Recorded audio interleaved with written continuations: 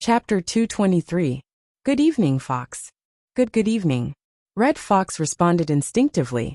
In reality, he was sluggish for a full 5 seconds before he managed to regain his wits. He bowed again. President, you are here? The middle-aged man behind him was the president of the Wilderness Explorers Society's Xia City branch. He was the nominal leader of all ability users in the city, Ouyangchen. There was practically no one in Xia City who did not know of the president, who was known as the gentleman of the laboratory. If one wanted to find the president, one had to knock on the door of the laboratory on the 13th floor of the Shangding triplex building. Especially after the Hexa came out and the gradual perfection of the psychic wave network, Ouyangchen took on the roles of chief engineer, operating officer, and administrator. He spent all day adjusting the network, solving bugs, or carrying out service refinement and in-depth research. Many people suspected that their president Ouyang would not take a single step out of the building for 24 hours a day, 365 days a year. The formal attire he wore had not changed for many years, only because he appeared in public at a pitifully small number of formal meetings. It was because Red Fox knew of these things that he felt as if he had fallen into a dream when he saw Ouyangchen appear outside Frost River reality. His mind was in chaos. Also, what did the president's first words mean? Ouyangchen smiled as if he was just passing by. He waved his hand at Red Fox. You guys talk. I interrupted midway. Sorry for being rude. When Red Fox heard this, he immediately looked at the encrypted channel. However, there was no eye-catching administrator symbol. Ouyangchen was not in the encrypted channel, but looking at it from another perspective, the entire psychic wave network was set up by Ouyangchen. He had the authority to supervise all official actions coordinated by the society. It was normal for him to see their argument. Did he see everything that was said just now?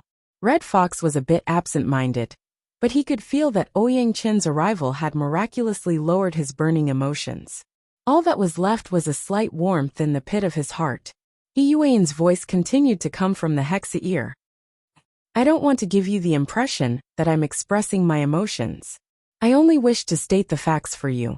Every metropolitan area in the world is nominally under the rule of the United Government. In reality, they are in a semi-independent state. The ecology of every city is different. The secular world is like this. The inner world is the same. There is no true unified order and logic. I don't like this situation, but it has resulted in this fact. Regardless of headquarters' conclusion, no matter what your results are in whose city, it is meaningless to transplant you to Xia City. Red Fox Heart. If this chapter is not finished, please turn the page. His mind was erratic, and most of the words went in one ear and out the other. But he noticed something. From the moment Ouyangchen appeared until now, even if he did not enter the encrypted channel, his reaction was still very intense. However, there was no news from Frost River reality at all. There was no doubt, no surprise, no greeting, nothing at all. It seemed that Yuan and the others were completely unaware of Ouyangchen's arrival. Or perhaps, this President Ouyang only existed in his own world. Could it really be an illusion? The Red Fox's consciousness became even more absent-minded. He could not help but turn his head to look at Ouyangchen. The president was so clear and honest. He even raised his hand to signal for him to listen carefully. Right at this moment, a few highly sensitive words pierced his eardrums from Yuan's side. I don't know what the death list is, but I believe that an awakened's core self-logic shouldn't be distorted by external threats. President Ouyang, who proposed the theory of 3 levels of logic, was right beside him. The Red Fox naturally knew the meaning of self-logic. That was what an ability user used to influence the outside world, to truly unleash their own power. Distortion. That was not a good word at all. First, he was slapped in the face by his own words. Then he was frightened by Ouyangchen. The current Red Fox did not have the mood to be entangled. He just sneered and prepared to inform the other side of Ouyangchen's arrival. Aren't the surrounding people stupid? Ouyangchen suddenly asked. Huh? The Red Fox heard this and subconsciously turned his head to look all around. He observed the bustling stream of people coming and going, but he did not know how to answer. Ouyangchen extended his right hand and gently swung his arm. It was as if he was tapping a beat. He drew a triangle in the air and suddenly changed the topic. The three first oblatums of the Order of Justice are standing in a triangle. The evolution field covers them and acts as a prelude to the curse. One of them is a secret-bound first oblatum, and two clear-sworn first oblatums. Their strength is at most B+, C+, and C+. According to the evolution incantation theory, their actual range of control is a vast area with the center of the triangle as the center. The radius is 2 times the longest midline. Red Fox felt like an idiot. He could not keep up with Ouyang-Chen's train of thought. If we convert the range, then this means that these three buildings, Frost River Reality, and the two neighboring blocks are all within the range of the curse.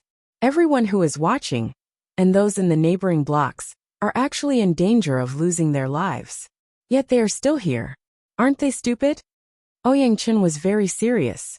This chapter is not finished. Please turn the page. The smile on his face was no longer there. Behind the retro glasses, his eyes were calm and clear. This was the usual appearance of the gentleman of the laboratory. Red Fox was more familiar with this, but he was also more nervous. He hesitated for a moment before answering. Because they are completely ignorant of the danger? More or less, but it's not enough. Ouyang-Chen extended his hand and pointed outwards. It was as if he was stirring the surface of the water. His fingers streaked across the surging stream of people. Fine ripples spread out. Red Fox's eyes suddenly widened. At this moment, he finally discovered the strangeness of the surrounding crowd. No, it was the problem between him and Ouyang-Chen. The two of them were clearly standing in the stream of people, but everyone was ignoring them. Even if everyone's attention was focused on the area around Frost River Reality, it was inevitable that they would bump into each other in the crowded stream of people. However, the current situation was that no one was making contact with the two of them. They passed by their sides in the middle, and even passed through their bodies. The two of them seemed to have transformed into formless ghosts. Their bodies were in the real world, coexisting with the surrounding stream of people. Yet there was an insurmountable distance between them. And on the other side of the encrypted channel, Red Fox clearly saw that the timer in the corner of the interface had actually stopped. This is true projection spatial fault, whatever you want to call it. However, I'm more used to calling it the logic world. Ouyang-Chen extended his hand and pointed at his temple. He added, "It's a world that I interpret using my logic." Was this the power of an extraordinary? In the face of such an inconceivable method, Red Fox completely lost the courage to think. He could only bow his head and admit defeat. "President, please give us a clear explanation." Ouyang-Chen did not feel offended, just like he did in the Society's high-level training class. He used the usual terminology to explain. It's because they know nothing about our logic and the logic of the inner world. The range of thought of ordinary people mostly stops at the limits of their field of vision. Therefore, they cannot see the danger. There are also some people who consider the range of a firearm, the range of an explosion, and other concepts. However, this is not enough. If they truly want to avoid trouble, they need to cross at least 2 street blocks. This is a danger that they cannot imagine. Ouyang-Chen's explanation was undoubtedly the truth. Red Fox nodded. Who knew that Ouyang-Chen would change the topic? It's not just them. Even you don't understand. In a sense, you are as stupid as them. No, you are even more stupid. Why? Chapter 224. Red Fox was like a poor student who had been questioned by a teacher. He was tongue-tied and did not know what to do. Ouyang-Chen entered a strict teacher state.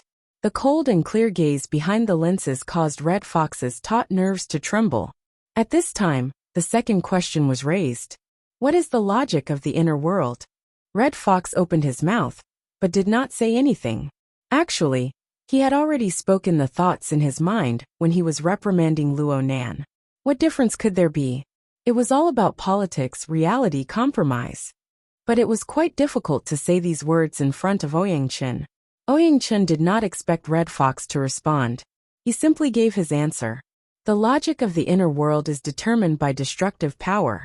The destructive power range of extraordinary power determines the boundaries of the inner world's logic. Red Fox was dumbfounded. but he had no way to refute. Compared to ordinary people, the number of ability users is very small, but our destructive power is very strong. We form associations, orders, and organizations. We project our organizations to various parts of the world, allowing our destructive power to cover the entire world. As long as we want to, we can directly affect the life and death of every person. Secular society has been warped by us in this way. In the end, this is a kind of bandit logic. A president. Red Fox became a patient with a communication disorder. He did not know how to express his opinion at all. Ouyang-Chen curled his lips. Let's change it to a nicer sounding term. We can call it the logic of the strong. This is because the most powerful destructive power is built upon the foundation of the self-logic of the strong. The reality of the situation is that there is no strong destructive power that can cover the entire world. In the end, there is a limit. Therefore, the inner world revolves around the strong, forming radiation circles of all sizes. The normal mode of interaction in the inner world is born from the collisions, compromises, and exchanges between the circles of the strong. In the logic of the inner world, the strong are the foundation. Other conflicts, compromises, and politics are just expressions. Then the question is, what is strong? Red Fox's brain finally began to spin when faced with the third question. At this time, Ouyang-Chen pointed to the top floors of the 3 buildings. 3 first ablatums working together can completely collapse a skyscraper regardless of the cost. Are they strong? Red Fox answered cautiously. This chapter is not finished. Please turn the page. That depends on who you compare yourself to. Excellent. The Red Fox still remembered that this was the first time Ouyang-Chen had acknowledged him since they met. However, what did the president acknowledge? Ouyang-Chen adjusted the frame of his glasses, but his gaze was unprecedentedly cold. You finally know that strength is determined by comparison. I can add a few more sentences. Strength is achieved through resistance, through real achievements. So where is your resistance? The Red Fox's heart twitched fiercely. He was stunned on the spot. Against whom? The scattered memories gathered together like a cluster of clouds. Red Fox vaguely remembered the time when he first came to Xia City. Now that he thought about it, it was really strange. After suffering such a painful lesson, why would he continue to reside in this damned association? Yes, it was because of the association's resources and benefits.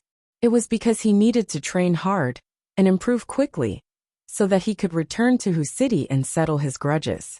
But day after day, year after year, how could he forget? When and for what reason did he forget?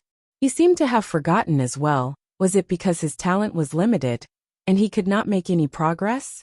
Was it because of the passage of time and the healing of the heartache? No. In the final analysis, it was just as He Yuan said. His self-logic had been distorted by the logic he hated the most in the past. Wasn't the word collapse the most habitual tone of that bunch of trash from headquarters? Distorted. Red Fox extended his hands. He looked at the structure of his body, which had slowly changed over the years, but he felt that it was very unfamiliar. Ouyang-Chen's voice entered his ears. Don't get distracted.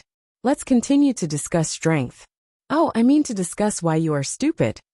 The turmoil in Red Fox's mind was interrupted. His melancholy lessened slightly, but his thoughts became even more chaotic. He raised his head in a daze and looked at the president, who had just given him a severe warning. Resistance or comparison is fine. We need to give an example. Tell me, who is the strongest here? Of course it's you, President. Red Fox did not know whether to laugh or cry, but he answered without the slightest hesitation. Ouyang-Chen was currently the only officially registered extraordinary in the Xia City branch. He was a super powerful being who stood at the top of the pyramid of humanity. Even though the Order of Justice's secret-bound first ablatum, Wang, was a powerful being who could make people pale at the mention of his name, he was far from being mentioned in the same breath as Ouyang-Chen. Please turn the page if this chapter is not finished. If Ouyang-Chen completely disregarded the various restraints between extraordinaries and hardened his heart to make a move, the 3 first ablatums of the secular side would either have to risk their lives to summon their holy relic, or they would immediately kneel and beg Fairchild to switch sides and help them.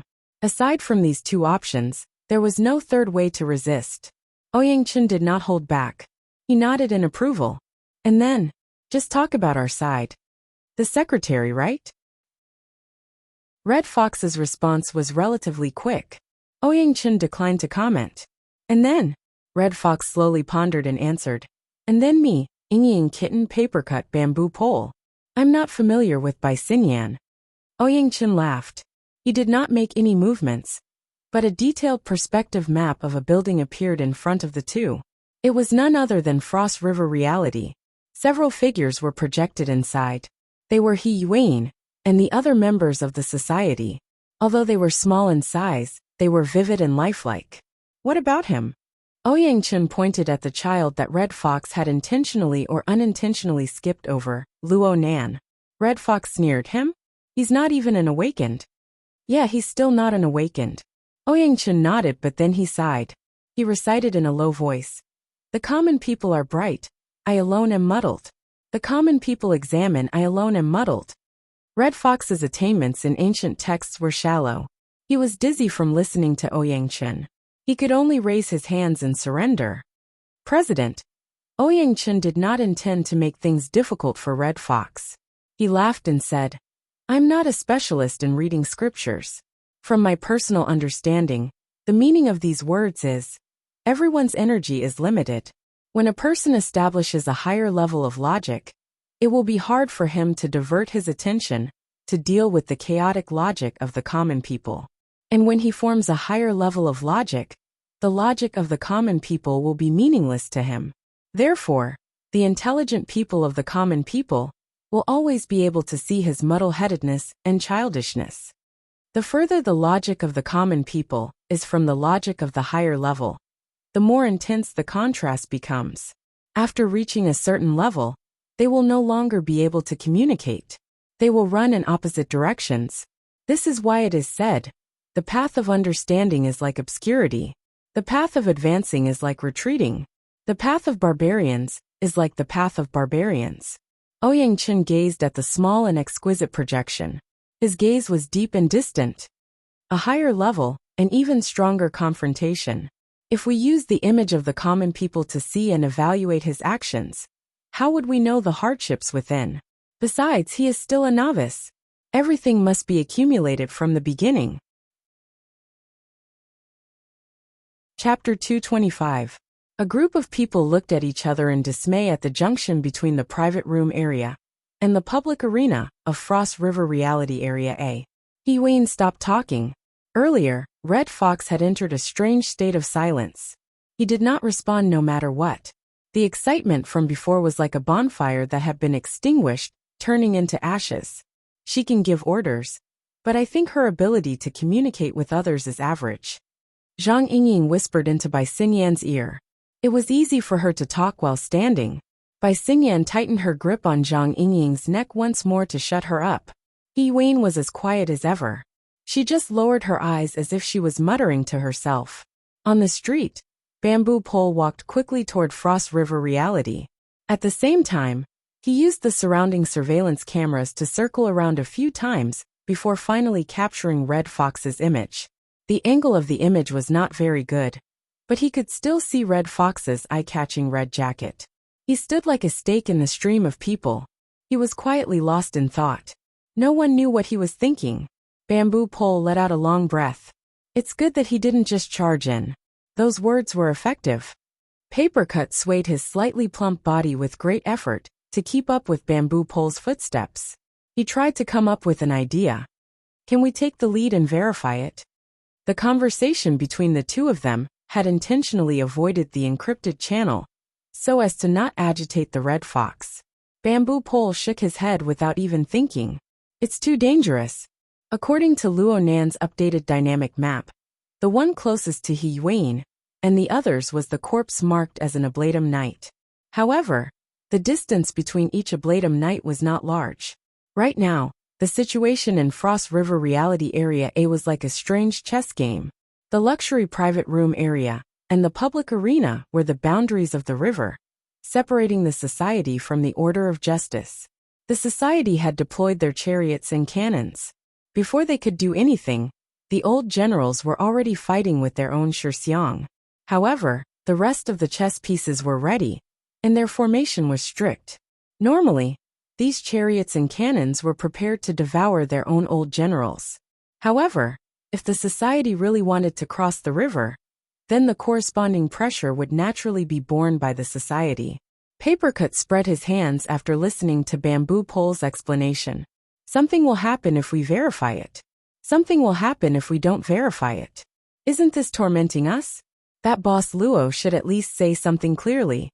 Papercut did not take a stand on either side of the argument, but Red Fox's intense and resolute reaction stirred up some sympathy in him. At the same time, Luo Nan's long silence made him a bit dissatisfied. Even if he was a teenager, since he had stepped into the circle and participated in the operation, he had to show enough professionalism and teamwork. Especially in such a critical moment, a cheater could kill the entire team with a single thought. As a team member, who wouldn't be afraid? In the end, the Red Fox was just overreacting. Papercut shot another glance at the encrypted channel. Then, as expected, he saw a young and childish face. For some unknown reason, Cat Eyes, who was sharing her view, had fixed her gaze on Luo Nan's face for quite some time. This seemingly immature high school student had entered a state of silence since the beginning of the debate. Be it sarcastic remarks or supportive actions, none of them could move him. Upon closer inspection, Luo Nan should still be using his all-encompassing senses. His eyes were vacant, and his thoughts were misty. His attention wasn't placed on the matter of Red Fox. If one were to put it in a good way, it would be due diligence and indifference. But if one were to put it in a bad way, it would be too arrogant, selfish, and cold-blooded. Kids these days. Papercut's view leaned toward the latter, but he was calmer than Red Fox. In the end, he just sent a private message to Cat Eyes. Hey kitty, do you see anything? Cat Eyes did not respond immediately. Her view did not change at all. Was she entranced? Papercut was helpless. He could only send another message. Is there a way to verify it without provoking the order?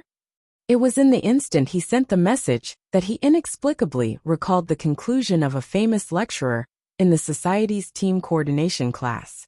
When the public channel of a team is idle, private messages are prevalent. When that happens, the collapse of the team is just a few feet away. Papercut grinned. He looked at Luo Nan's image in the encrypted channel and felt even worse. At this time, Cat Eye's view swayed. It seemed that someone was calling out to her. Kitty, what do you say? Inside Frost River reality, Zhang Yingying could no longer hold back. She forcefully pried open by Xingyan's chokehold arm and called out to Cat Eyes. Papercut was not the only one who felt the terrible atmosphere of the team. Zhang Yingying had firmly stood by Luo Nan's side before, but she was very clear in her mind. As the focal point of the conflict, this kid's taciturn way of doing things was extremely inappropriate. Acting deep and reserved was no longer popular. Everyone liked warm guys. However, this brother Luo Nan really could not be woken up. Bai Xingyan, from the perspective of a doctor, advised her not to disturb Luo Nan while he was in the middle of sensing. This was to avoid a situation from happening. As for He Wayne, Luo Nan's impression of her as a swift and decisive secretary was inexplicably deep and reserved tonight. She spoke haltingly and her goal was unclear.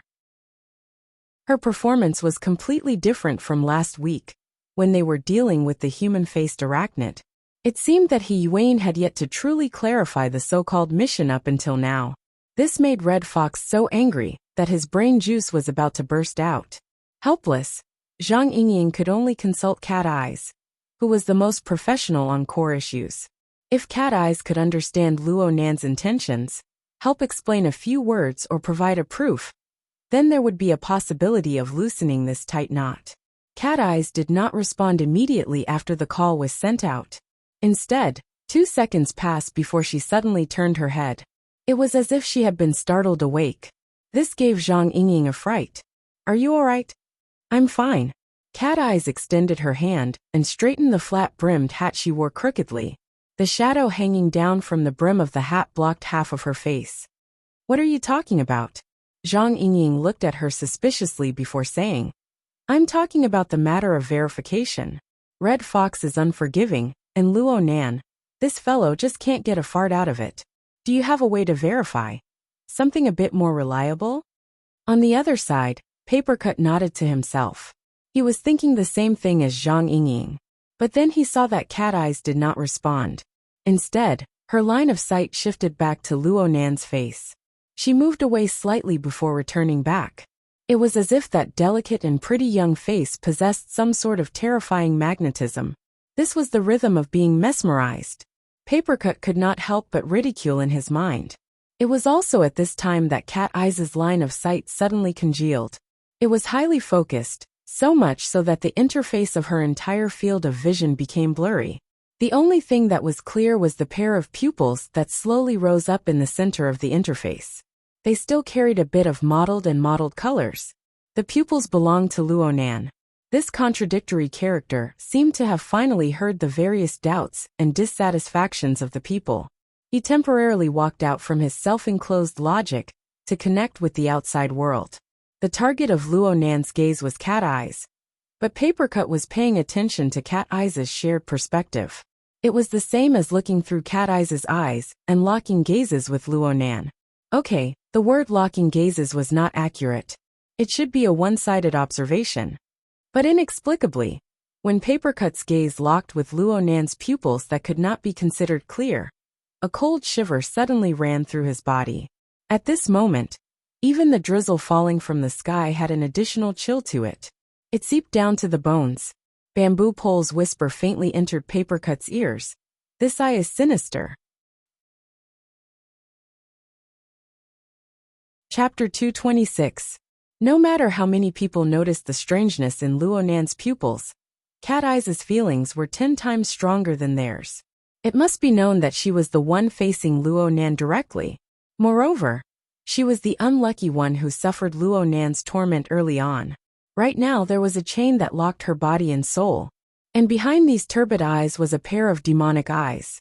They looked at her from the outside to the inside, from the inside to the outside. They saw through her completely. The most terrifying thing was that she did not know how Luo Nan did it. She did not know a shred of it. It was like a figment of her imagination.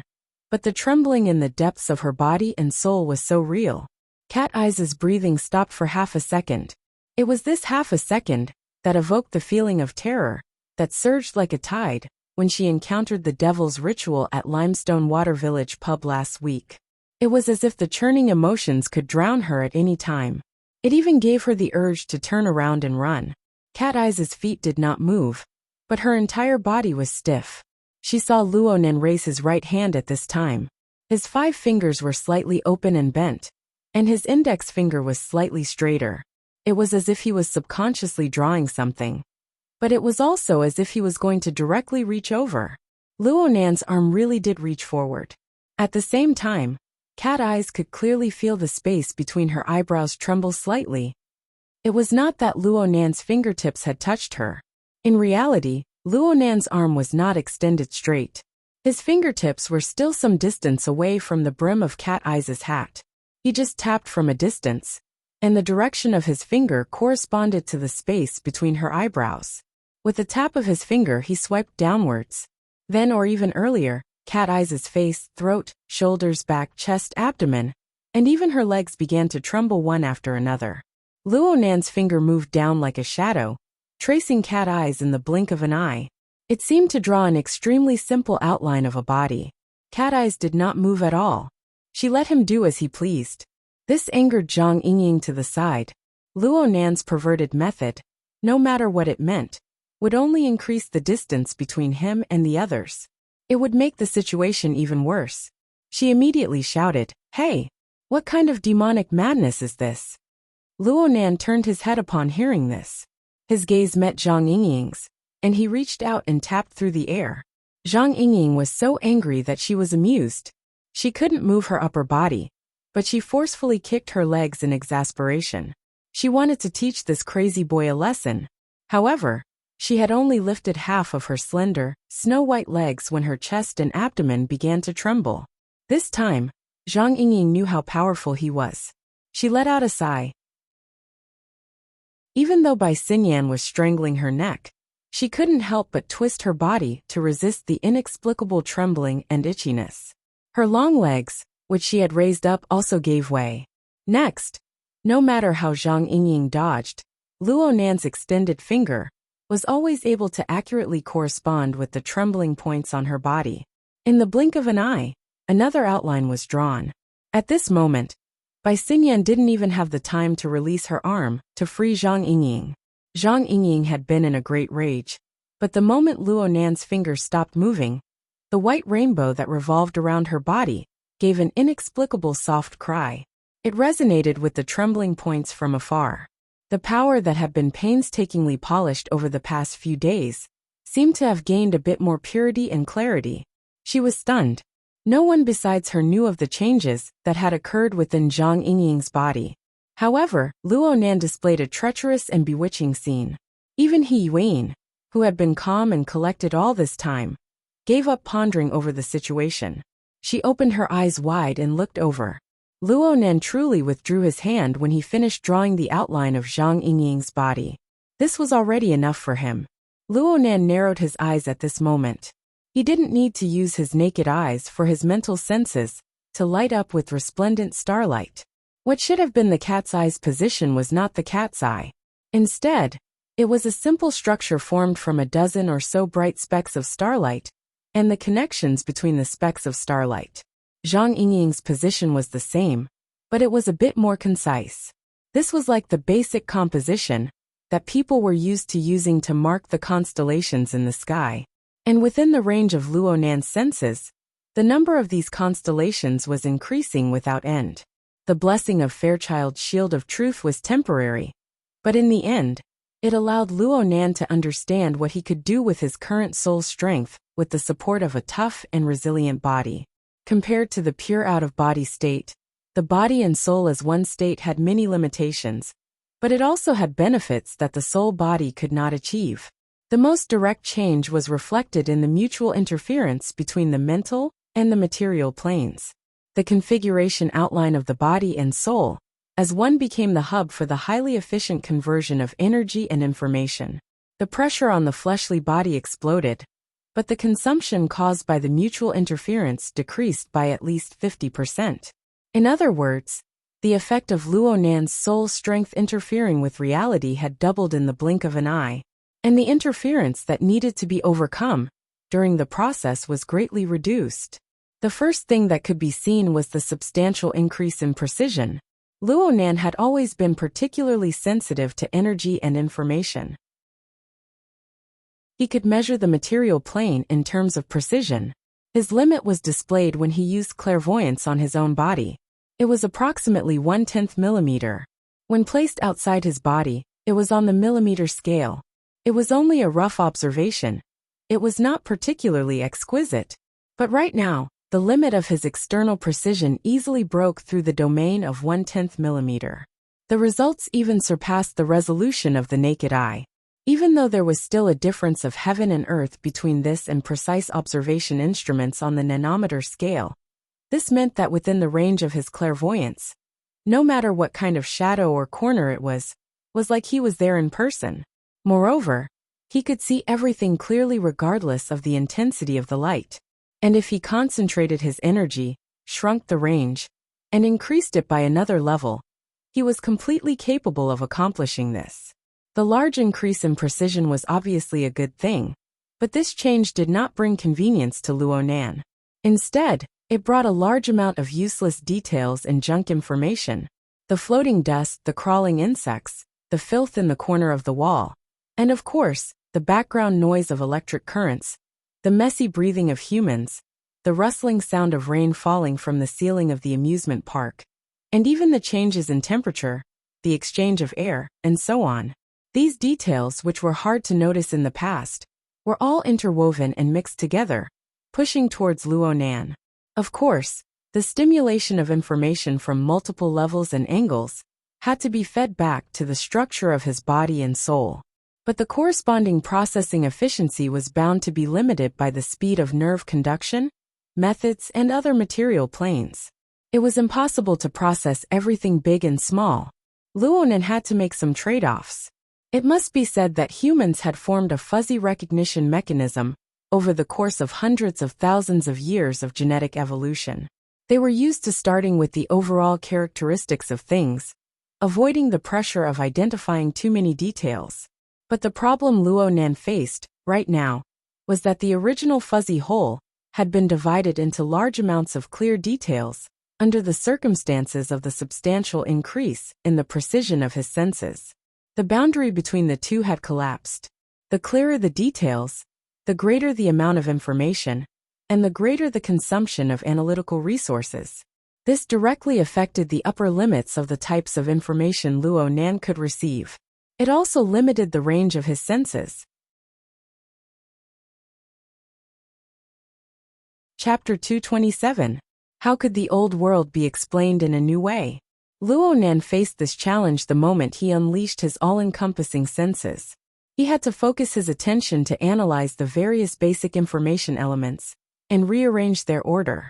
There was a period of time when he reached the state where he could no longer see a mountain and no longer see water.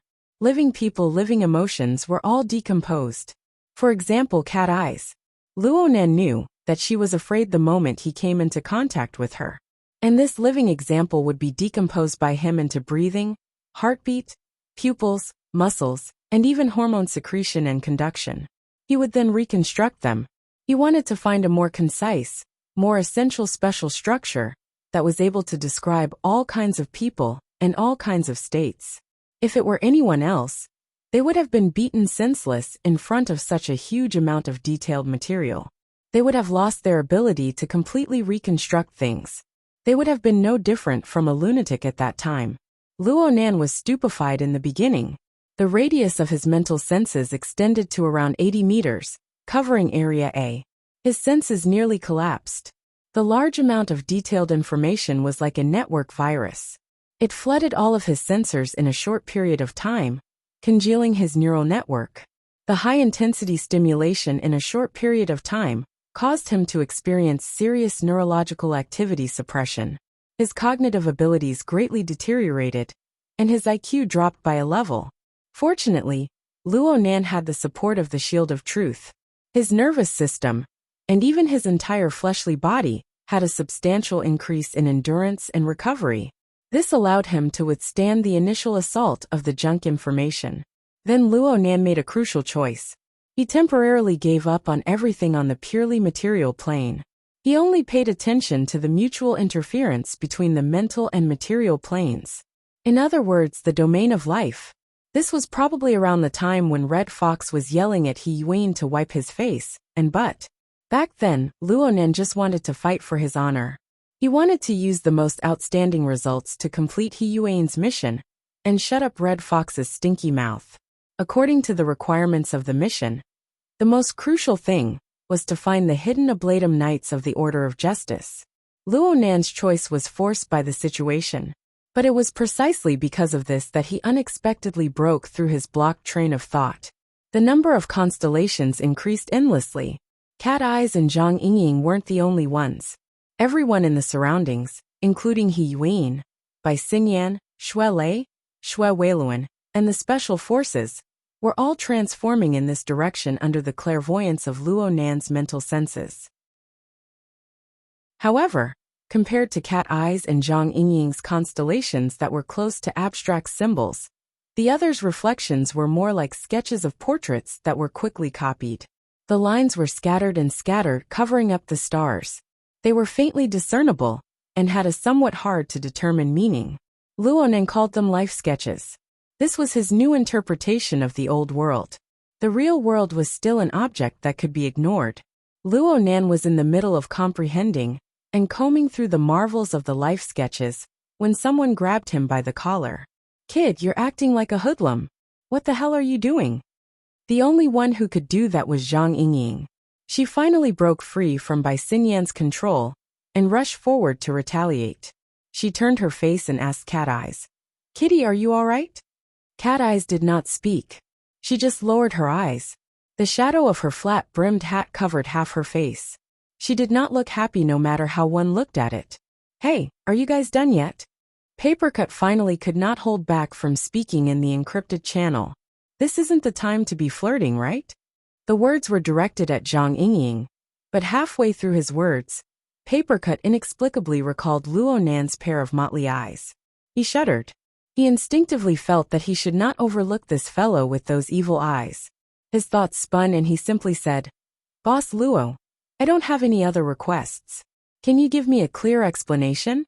Even if you don't want to prove it, a reason is fine." Papercut and Bamboo Pole had already arrived at the outskirts of Frost River reality. They had locked onto Red Fox's position. He said this because he wanted to use the conversation in the encrypted channel to distract Red Fox's attention. Papercut did not even hope that Luo Nan would reply. As long as Red Fox could see Luo Nan's eyes, he would be stunned. "Hey, cat eyes. What the hell are you looking at the floor for?" Just as he was quietly closing in, feeling the pressure like a mountain, a buzzing sound suddenly brushed past his head. He raised his head and saw a miniature flying shuttle that was only half the length of an arm. It streaked through the curtain of rain in the night sky and plunged into the hall of Frost River reality. Deep space gray paint job. Military? Or is it the aerospace army? Papercut saw the origin of the flying shuttle and felt it was a bit strange. However, he did not have the time to think too much about it. Suddenly, a brand new image popped up in the encrypted channel. It was a real-time surveillance video. It was shot from a high vantage point in the inner region of Frost River reality. It looked a bit shaky. Papercut immediately thought that this was the masterpiece of the flying shuttle from the military. The image of the military flying shuttle entered the encrypted channel of the society. What was going on? Before he could figure it out, the image split up and connected to the surveillance results of Frost River reality itself. The flying shuttle was taken into the frame. From this angle, one could see the eye-catching military logo on the side of the shuttle. The flying shuttle passed through several surveillance cameras in a row. It flew nimbly within Frost River reality. The built-in camera circled the most critical area, Area A. Then, the camera zoomed in and narrowed its range. Soon it locked onto the true target. Right in the center of the camera was the fat corpse that Luo Nan called the Ablatum Knight. At the same time, the main image split up once more. There was an additional surveillance camera that illuminated the fat corpse from a different angle. What's the meaning of this? She's playing for real. Papercut and Bamboo Pole's exclamations were completely different. Papercut was stunned. He turned his head and saw Bamboo Pole give him a signal. Bamboo Pole extended 3 fingers. Right now, the two of them were only 5 meters away from Red Fox. Red Fox seemed to be in a daze. He was completely unaware of what was happening. Papercut dispelled his distracting thoughts. He did not care about the progress of the video in the encrypted channel. Under Bamboo Pole's command, he counted to 3 and suddenly pounced forward. He reached out and grabbed Red Fox's left shoulder. At the same time, Bamboo Pole grabbed Red Fox's right shoulder. The two of them exerted force at the same time. They had to prevent Red Fox from breaking free. However, the two of them were curious after they made contact.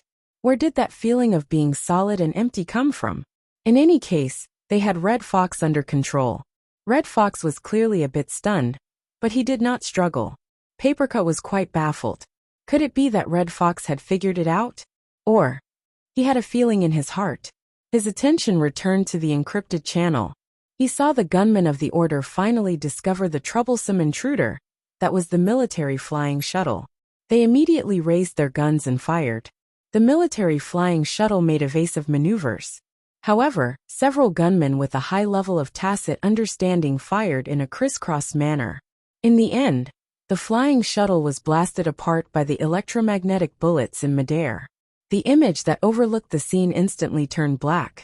However, it could be seen from the surveillance footage that the flying shuttle's own weapons had opened fire at the same time before being shot. The target was not any of the gunmen. It was the fat corpse that was lying on the ground. The military is verifying it. Before Papercut could finish his thought, the fat corpse exploded with a bang in the next second. Flesh, blood, and bones sprayed everywhere. The ground was filled with holes wherever it passed. The nearby walls were pierced through. The penetrative power was incomparable. What made everyone's eyelids twitch the most was that a small and thin figure shot out from the splattering mist of blood. It instantly flashed out of the surveillance footage. Chapter 228. What the hell? Papercut's exclamation was absolutely the thoughts of most people in the encrypted channel. Although the skinny figure was fast, there was not a single person in the encrypted channel who did not have sharp eyes and ears. They could clearly see the flickering changes of the figure. The skinny figure had clearly leaped out from the exploded corpse. The monitoring screen switched quickly. It switched continuously, but it only captured a fleeting afterimage. This situation persisted for around 3 to 5 seconds before the screen turned black once more. It was at this moment that all the monitoring screens were finished. Papercut hurriedly asked Bamboo Pole, "What's going on?" Bamboo Pole was helpless. "Don't ask me. Someone just used official channels to take away the highest level of authority in the monitoring system. Then the order of justice probably carried out physical destruction. Now I can retreat." Most people ignored this clumsy joke. Their minds were still flashing with the earlier scene. The figure that leaped out from the disintegrated corpse. There was no doubt that the argument just now had a result. But the encrypted channel was extremely silent. Whether it was Luo Nan or poisonous snake Zhang Yingying, neither of them spoke. Clearly, they were taking Red Fox's emotions into consideration. Of course this was good, but Papercut and Bamboo Pole glanced at each other.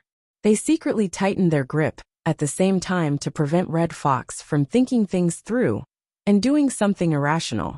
"The police are here," Red Fox said coldly. The three of them were too eye-catching right now. They poked into the stream of people, holding their shoulders and arms. They looked like plainclothes thieves. A police officer controlling the order of the scene discovered this situation. He immediately approached with his gun pointed. Papercut would not dare to let go even if the Emperor of Heaven came, let alone the police. He did not know how to persuade Red Fox.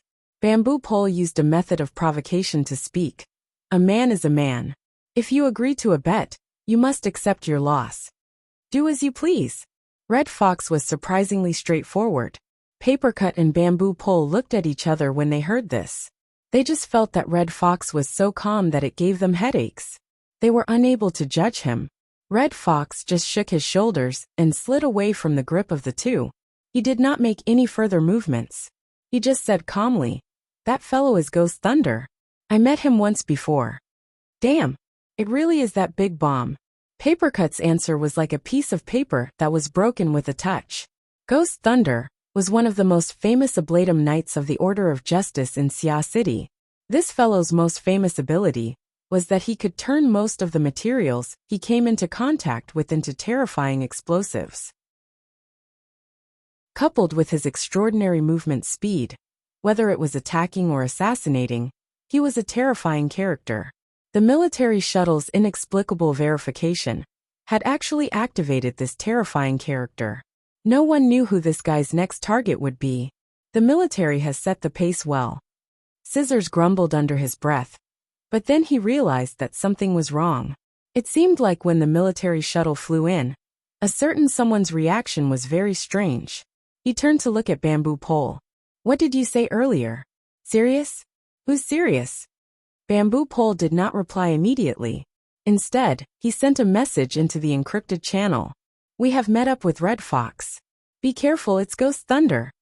Now, everyone should have no objections to Mr. Luo's omnidirectional sensing ability.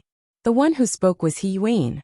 No one would have thought that she, the operations manager, would not be afraid of blowing things up even though Zhang Yingying had misgivings. She would speak so directly. Papercut cried out bitterly in his heart. He instinctively reached out to grab Red Fox, but Red Fox did not move at all. His face was expressionless. Could it be that he was willing to accept his loss? Or was he drugged with bewitching drugs? Papercut retracted his hand in embarrassment. He Yuan did not pay attention to the matter of Ghost Thunder in the encrypted channel at this time. She just extended the topic of omnidirectional sensing. She issued an order. From now on, all communication must be done through the encrypted channel. Mr. Luo Cat Eyes confirmed the current omnidirectional sensing radius. 55 meters. Cat Eye's answer was straightforward. This number was 10% higher than her usual performance. 80 meters. Luo Nan's nervous activity suppression symptoms had already disappeared. He was freed from his state of turning a deaf ear. He hesitated for a moment when he heard this, and reported a relatively conservative number. For the time being, Luo Nan was uncertain of He Yuan's mission requirements. He needed to be cautious. This was the limit of his ability to balance his life form and the purely material plane. He was a bit stronger than Cat Eye's, but he was far too lacking compared to the 500-meter sensing radius he had in his last operation. Sure enough, He Yuan was a bit surprised. 80 meters? Luo Nan was just about to explain when Zhang Yingying exposed the fact that she had violated the rules by looking up classified information. I remember that it was 500 meters in the briefing, but it was in an abnormal soul-attached state. Now that my body and soul are one, I can retain 16% of my sensing radius. Is the shield of truth really that useful? Luo Nan blinked. Was this number acceptable? He could not help but ask. What's the standard for 16%? Newbie. Zhang Yingying curled her lips in disgust, but she still explained. Due to the limitations of the material plane, the normal sensing range of a mentally enhanced person in the state of body and soul, as one has a huge gap when compared to the soul-attached, out-of-body state, and other mental forms. Normally, a person who can reach 8% to 10% is considered qualified. On the other hand, for someone like Kat, who specializes in perception, when she becomes an architect, she can casually go out of body state. It is possible for her sensing range to explosively increase by 10 or 20 times. At that time, you won't be considered much. Cat Eyes did not respond to Zhang Yingying's praise. Luo Nan slowly nodded his head. He had a general understanding of his level and position. Zhang Yingying was right. The enhancement of the shield of truth played a crucial role in supporting his current sensing range. His sensing radius of 80 meters was achieved by relying on his strong physical body's endurance. However, Zhang Yingying had used the wrong data. Luo Nan's retention ratio wasn't 16%. It was 10% or even lower. Last time, Luo Nan's soul was in an out-of-body state. Thanks to the Wraith Sign's 2 consecutive sacrificial activities, Luo Nan's mental senses had reached a radius of 800 meters. Yesterday the Wraith Sign had successfully hunted, causing his soul power to rise once again. Perhaps the upper limit of his sensing range would increase a little, but he didn't dare to try it anymore.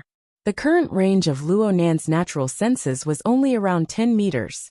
The upper limit of his senses was 800 meters and only 2% of his senses were retained. This was 6 to 7 times lower than the lower limit. It was simply too horrible to look at. It was clear to see just how far the imbalance between his body and soul had reached. The increase in physical strength was not something that could be done in a day. It could not be rushed. However, Luo Nan had reason to believe that even if the effects of the shield of truth disappeared in the future, his retention ratio would no longer hover at the level of 1%. Instead, it would increase by a considerable amount. As for how much it would increase, that would depend on his life sketch. It would depend on whether or not it was a reasonable and self-consistent new explanation of the old world. Right now it looked like this was indeed a feasible direction. Draw a sketch. Refine a configuration. Use the most basic of points and lines to depict a rough and distinct life sketch. When the life sketch was simplified to its pinnacle, just like Cat Eyes and Zhang Yingying, every living being was depicted with concise points and lines. They were like groups of constellations on an ancient star atlas. They were shaken to various parts of the deep void, and with Luo Nan as the center, they revolved and cruised. And this star atlas was endlessly expanding deeper and wider. The current range had already expanded to over 100 meters, completely covering Area A of Frost River reality. Chapter 229. This was perhaps the clearest command He Yuan had issued since the beginning of tonight's operation. She even used the form of text to post the instructions in the encrypted channel. Current objective: eliminate all gunmen of the Order. Priority is given to the non-ability users. Luo Nan is the first executor of Frost River Reality and the connected buildings, while Cat Eyes is the second executor. Everyone else, protect Luo Nan and Cat Eyes as they move safely. Ensure that the entire range of Luo Nan's senses covers the entirety of Frost River Reality and the connected buildings. What does that mean? The target itself was very clear, but not many people understood He Yuan's intentions. If he wanted to deal with the enemy, what about the Ablatum Knights of the Church? What about An Wang and the other secular officiants? That was the real deal. It's true that the opponent is currently focusing all his attention on Child. But do you really think he's a target when you make a move? I really don't know what He Yuan is thinking. Papercut turned his head to look at Bamboo Pole. You've been on a mission with the secretary before. Was she like this before? Papercut had already spoken rather tactfully. His true meaning was, why did this commander of the military's elite Deep Blue Walkers feel so unreliable? Bamboo Pole didn't say anything. He just smiled and tapped his ear, reminding him that He Yuan had already ordered all communication to be done through the encrypted channel set up by the Hexa Ear. As the commander, He Yuan issued an official order, and the encrypted channel immediately cleared up. Only the status of execution could be reported. To put it bluntly, this meant, from now on, everyone just focus on doing their job and don't talk nonsense. Next, He Yuan sent out even more specific orders and details within the encrypted channel. Luo Nan, Cat Eyes, and Xue Lei formed the inner circle. Xue Weiluan and the special police will follow standard operational procedures and execute a closed-loop defense. White Salt, Ying, and I will coordinate with each other on the perimeter. We will cover our advance in the 10 o'clock direction. Outside of Frost River Reality, Papercut, who possessed some basic tactical accomplishments, felt his scalp go numb following He Yuan's command. There was nothing much to say about his route of action. The 10 o'clock direction was roughly a 60-degree angle from the Chu Hihan boundary, between the private room area and the public arena. Then he moved sideways. The goal was very clear. It was to display Luo Nan's all-encompassing sensing ability to the greatest limit. He would cover the enemies in Area A while pulling apart the distance to react. This choice was very correct. The problem was the formation. The SWAT team's closed-loop defense was a tactical formation used in close-range anti-riot operations. It could be used to protect the target within the closed loop when facing the siege of a large number of thugs who did not have long-range killing weapons. But now, He Yuan and the others were not only facing the cold-blooded gunmen of the Order, but also Ghost Thunder, who had a lot of long-range attacks. What would they do if they were hit in the middle by a high-explosive thunderfire? This. Just what was He Yuan thinking? While Papercut was dumbstruck, Bamboo Pole gestured for him to calm down and not be impatient. Bamboo Pole hinted at Red Fox, indicating that he could restrain himself right now. What about Papercut? At the moment, Bamboo Pole was still providing basic technical support for the logo. In order to avoid any accidents, he took the initiative to ask in the encrypted channel after he appeased Papercut. Boss Luo, can you confirm that the information conversion of the logo is normal? Luo Nan probably still wasn't used to this. 3 seconds passed before he said, "It's normal." Papercut scratched his head. He believed that quite a few of his companions who were participating in the operation were feeling the same way as him. Though there was certainly no one who doubted Luo Nan's sensing ability right now, this person was still too noob when it came to doing things. Bamboo Pole, on the other hand, was very patient. He explained one by one. In order to ensure timely updates, I have already relinquished control rights. Right now, you are the #1 controller. The secretary and Kitten can mark the route and insert flags to make corrections. Have you played the classic Minesweeper before? That's what it means. Right now, you can use telekinesis mode to reset the logo into the encrypted channel. Oh, okay. Another 2 seconds passed, and the logo in the encrypted channel was finally reset. The logo was still based on the elevation of Frost River Reality. It was densely covered with red and green dots. Those who had participated in the previous debate noticed that the location of the fat corpse no longer had a red dot, It looked like the specific content had been updated. Bamboo Pole gestured an okay to Papercut and Red Fox. He winked, indicating that the little fellow could still be saved. Red Fox's response was cold. Papercut smiled wryly. He felt that he had perfectly substituted himself into Red Fox's previous role. It was awkward no matter how he looked at it. Was he too neurotic? He tried to return to his previous peaceful state. But before Bamboo Pole could put down his hand, nearly half of the 16 or 17 red dots on the logo that represented the enemy were erased in a single breath. What's going on? Papercut felt very mystified. He nearly fainted. Even this can be mishandled? Right now, He Wayne was marking the next course of action on the logo. The extending blue arrow clearly stopped. She seemed to be stunned by this sudden scene. The encrypted channel was deathly silent for a time until Luo Nan's voice rang out. He was clearly inexperienced, but he strove to be experienced. It was just like the soldier's report. 7 gunmen have been eliminated. He Wayne. Cat eyes? Question mark. Bamboo pole. Exclamation point. Papercut blurted out. What the hell? As for Red Fox, he smacked his fists against his palms, creating a crisp bang. Zhang Yingying had been bouncing around to warm up her body, preparing to deal with the upcoming fierce battle. She nearly sprained her ankle when Luo Nan's message came out. She rushed to support Bai Xinyan, turned her head and shouted, "Are you kidding me?" Everyone's reactions were different at this very moment. On the map, most of the motionless red dots suddenly became restless. Luo Nan's message continued to update while Cat Eyes added in a hoarse voice, "There are Ablatum Knights advancing toward us. 3 o'clock direction." They disappeared. The possibility of it being Ghost Thunder is extremely high. There are still 3 more behind them. No 4. It was as if an invisible drum had exploded in the air. The situation that had been stagnant all this time suddenly entered a high-altitude stalling state. Nearly everyone could feel a dizziness that bordered on absurd. He Wayne displayed her top-notch mental qualities at this moment. She did not waste words and gave another order. 10 o'clock direction. Yingying, hold down the pace. White salt, and I will protect the right flank. Move.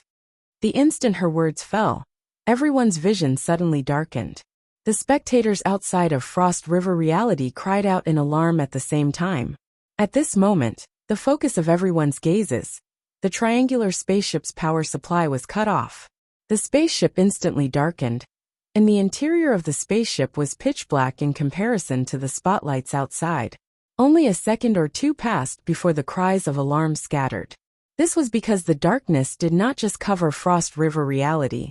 It spread to the 3 connected buildings at an inconceivable speed. Chapter 230. The darkness that suddenly descended within Frost River Reality was like a curtain that covered one's face. Theoretically speaking, ability users with extraordinary powers and special forces, equipped with exoskeleton armor, would not be affected by the darkness. However, an atmosphere filled with malice and murderous intent followed the arrival of the darkness. Feelings and such were fabricated. They floated in the air, but the restless negative psychic pressure was real. The group of people from the society did not know the range of the darkness for now. However, they could personally feel the urgency and impatience within the darkness. The more it was like this, the more they needed to be steady. Under He Yuan's deployment, Luo Nan was surrounded by the special forces armed with guns and shields. He advanced sideways, but his speed was not fast. Maintaining the formation was his #1 priority. Ghost Thunder and the other Ablatum Knights advanced with all their might. The distance between the 2 sides rapidly closed. Every Ablatum Knight was equivalent to a C+ rank awakened. They were infinitely close to the architect level. Overall, they followed the consistent logic of the order and cultivated strictly. The power they possessed was more focused, direct, and tyrannical than ability users with outstanding personalities. Moreover, there was a natural tacit understanding between them. When the 4 Ablatum Knights turned their attention to the Society's team at the same time, their malice intertwined with each other and blended with the darkness. It was like an incorporeal and brutal evil beast that roared soundlessly. At this moment, the format pyramid on the bodies of Xue Weiluan, his father, and the special forces shook at the same time. They were like candlelight in the wind, nearly extinguished. All of the attacks followed the flow of energy and information. Several firecrackers exploded on Luo Nan's mental plane. The attacks on the mental plane disturbed the structure of his body and soul. Luo Nan's feet were a bit messed up. Then Cat Eyes and Xue Lei grabbed his arms one after the other. They supported him as he moved. Cat Eyes did not say a word. Xue Lei whispered, "Nanster, are you okay?" Luo Nan shook his head. The enemy's response was very decisive. They immediately changed directions and advanced. They coordinated with the power outage and used the darkness to launch a powerful attack. It was filled with the feeling of planning. The faintly discernible feeling of discomfort that had been present ever since he left the luxurious room appeared once more. But this time, the feeling of indescribable inexplicable had lessened. The constellations circling within his mental senses were clearly revealing something. Luo Nan used a brand new perspective to analyze this dark and subtle hidden information. The most fundamental purpose of drawing the life sketches was to come up with a new explanation of the world in a dimension that was most suitable for him. He wanted to establish an axis and establish rules. Because of this, when Luo Nan drew these life sketches and pieced them together to form a marvelous starry sky, large amounts of chaotic information no longer rushed at him like a swarm of bees. Instead, they revolved around each constellation, interacting with each other. Only after a buffering and combing process was Luo Nan able to selectively extract the information. Such a model was also very crude, compared to the feedback he received when his soul left his body in an out-of-body state. It was even more inferior. Many meaningful details would certainly be left out, and there would be a lot of redundancy at the same time. But in the end, it was an effective method of explanation, and it was most suited to Luo Nan's reality. It didn't matter what sort of secret methods the other party used. As long as they were effective against Luo Nan would be able to sense them. Naturally, there would be a new explanation for them on this star atlas. They would be incorporated into Luo Nan's rules, making it convenient for him to finally trace the source and lock onto the target. Originally, the information was very vague, but as the 4 Ablatum Nights advanced like a hurricane, Luo Nan's mind was filled with warning bells, and he was able to see things more clearly. In his eyes, the darkness was the background of the profound void. Dozens of constellations and hundreds of thousands of stars were circling back and forth. Now, they were rapidly approaching and clashing with each other, bringing an unprecedented brilliance to the star map that had been relatively still. It formed an interesting contrast with the restless negative spiritual pressure on the plane of reality. Everyone's life sketches were different. They appeared in the form of constellations. Some were simple, some were complex, some were clear, and some were blurry. Zhang Yingying and Cat Eyes were simple and clear. He already had a relatively deep understanding of them in the past. He Wayne and Bai Xinyan were powerful, and their configurations were exquisite and exquisite. With his current level of analysis, there were naturally more areas that were vague and ambiguous. As for the 4 Ablatum Knights represented by Ghost Thunder, they were strong and had deep enmity towards him. It was even more difficult for them to draw it clearly. Within Luo Nan's mental senses, the 4 knights, one in front and the other 3 at the back, were like 4 balls of nebula dust that had exploded in deep space. They came pouncing over. The collision on the star map level was a bit faster than the collision on the plane of reality. And when the 2 sides of the blurry chaos collided, the nodes and lines that were originally not very clear were purged of the dense fog. They suddenly became much clearer. As the star map changed, He Yuan, who was protecting the flank, issued an order, "White salt cover." Just as her voice fell, the ceiling above the pitch-black sky exploded with a rumble.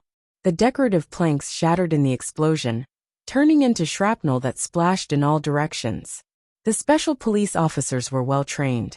The shield bearers raised their shields at the same time, blocking the space above them. Clanging sounds rang out for a time.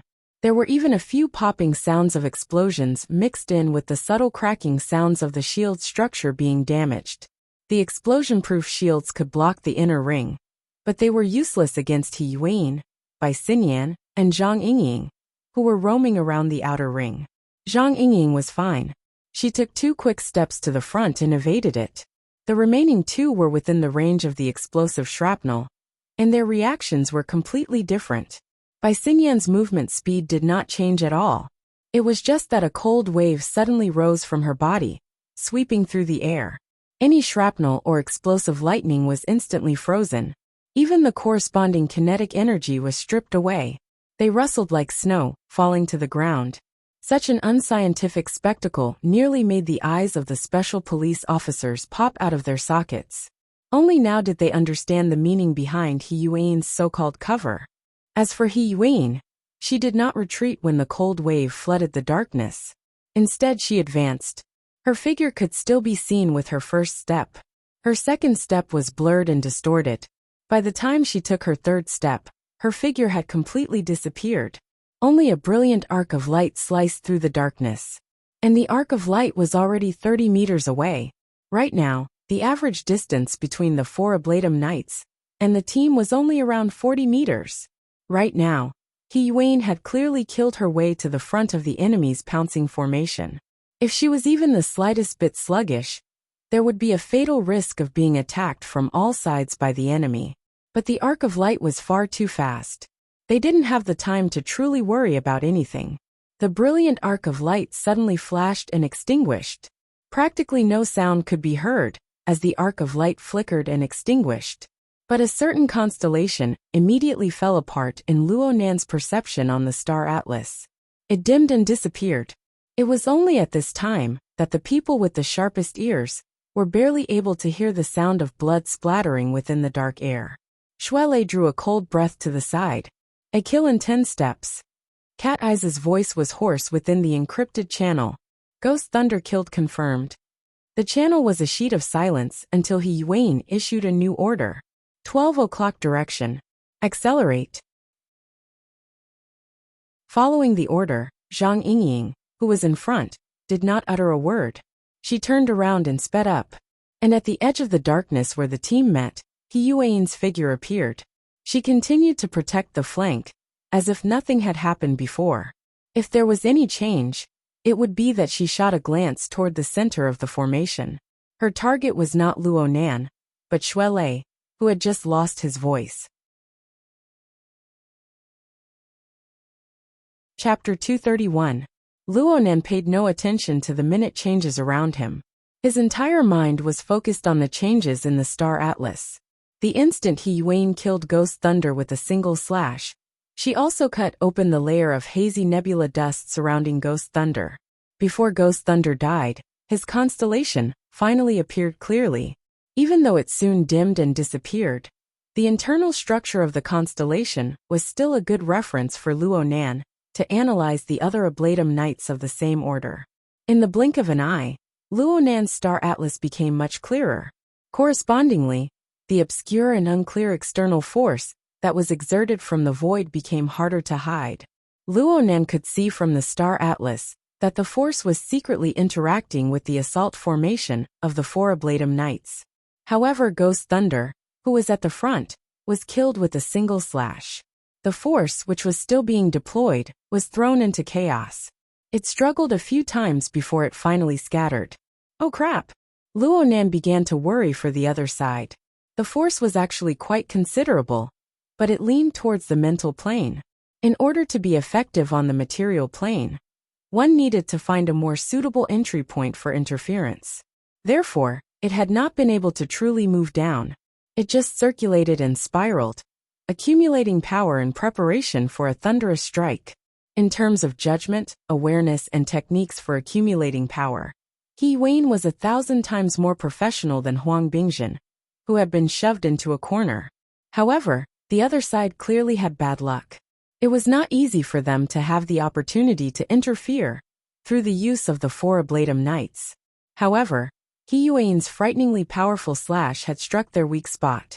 They had probably already suffered a backlash, causing the accumulated power to collapse and scatter in all directions. It was not a big deal for this considerable power to scatter, but it was a disruption to the overall situation of Frost River reality. The special police officers around Luo Nan were clearly wearing thermostatic exoskeleton armors, but they were shivering. They were affected by the corrosion of this scattered power. But soon, the nearly extinguished format pyramid on everyone's chests lit up once more. It was repaired and perfected, cleanly expelling this inexplicable chill. Your reaction is quite fast this time. Bai Xingyan gave a light praise in the channel. She took the opportunity to ask, your body is fine, right? Is there a time limit to the blessing of the Shield of Truth? It should be fine. Luo Nan responded casually. Most of his mind was still focused on the Star Atlas. The timely addition of the format pyramid's augmentation wasn't due to his fast reaction.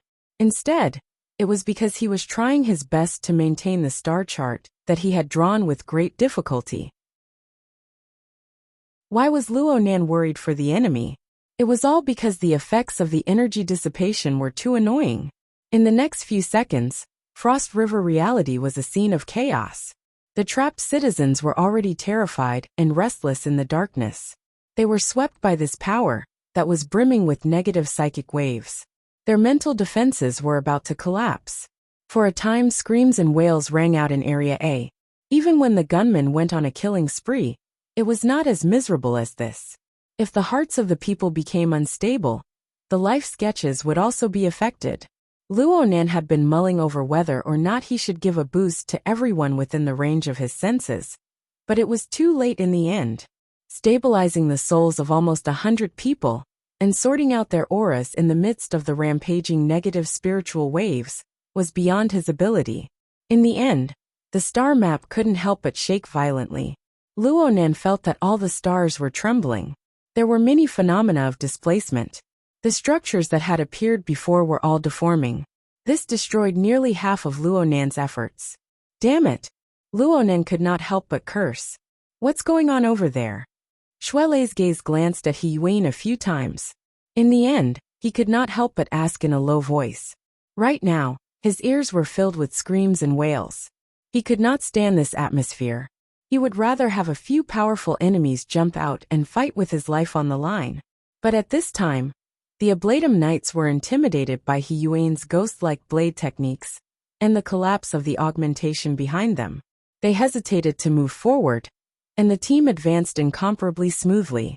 Luo Nan shook his head, temporarily dispelling the vexation in his mind. He sent a message in the encrypted channel, comforting Shuelei and reporting the situation of his observations. It's nothing for now. It's just that someone is up to no good. But Secretary He/ caused a backlash. His power has gone out of control. He can't cause any substantial damage. There were no more than 3 people in the entire team who could truly understand Luo Nan's words.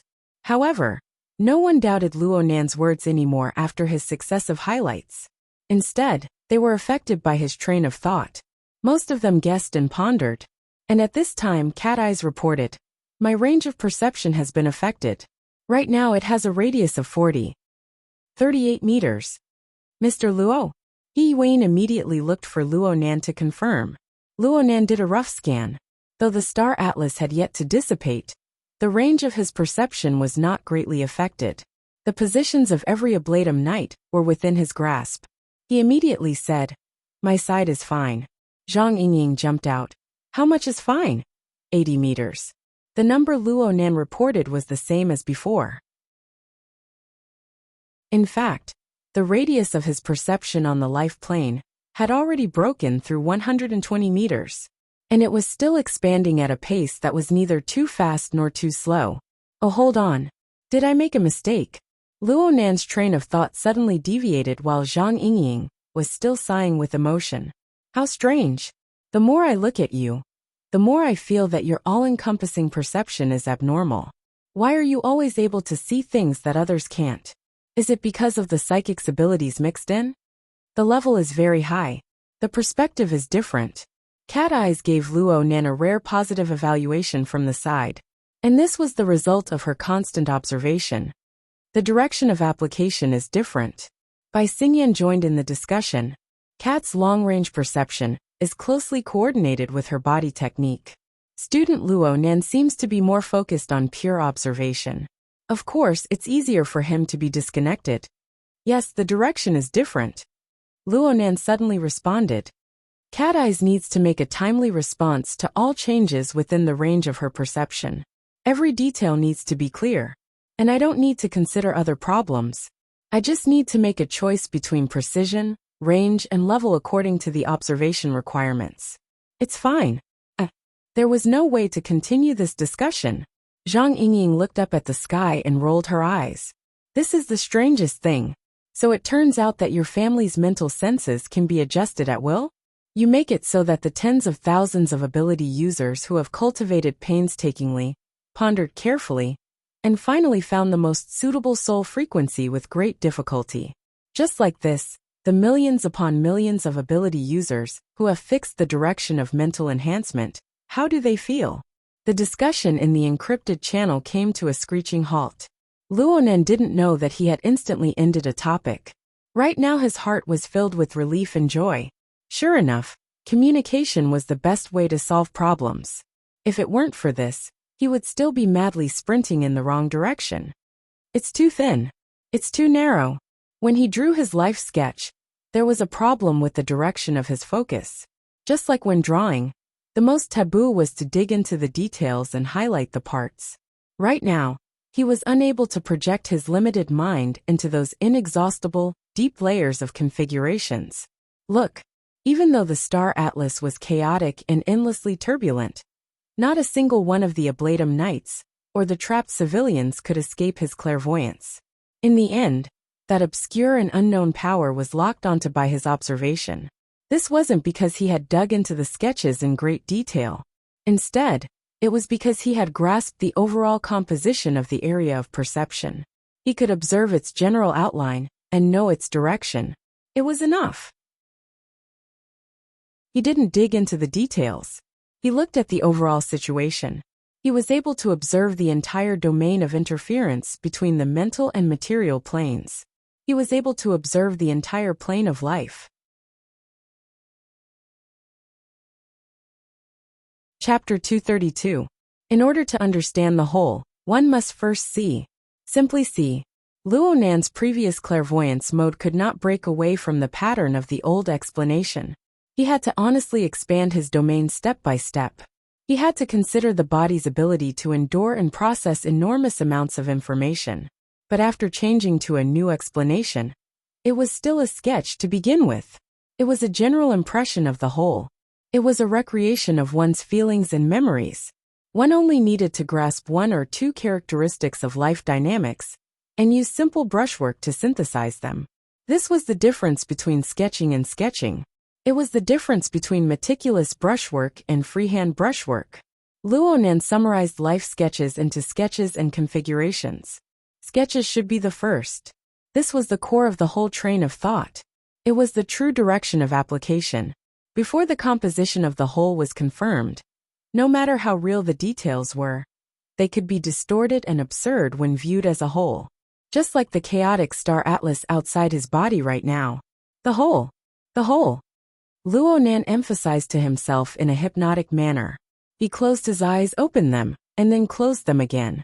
Through this method, he forgot all of his old-fashioned modes of observation.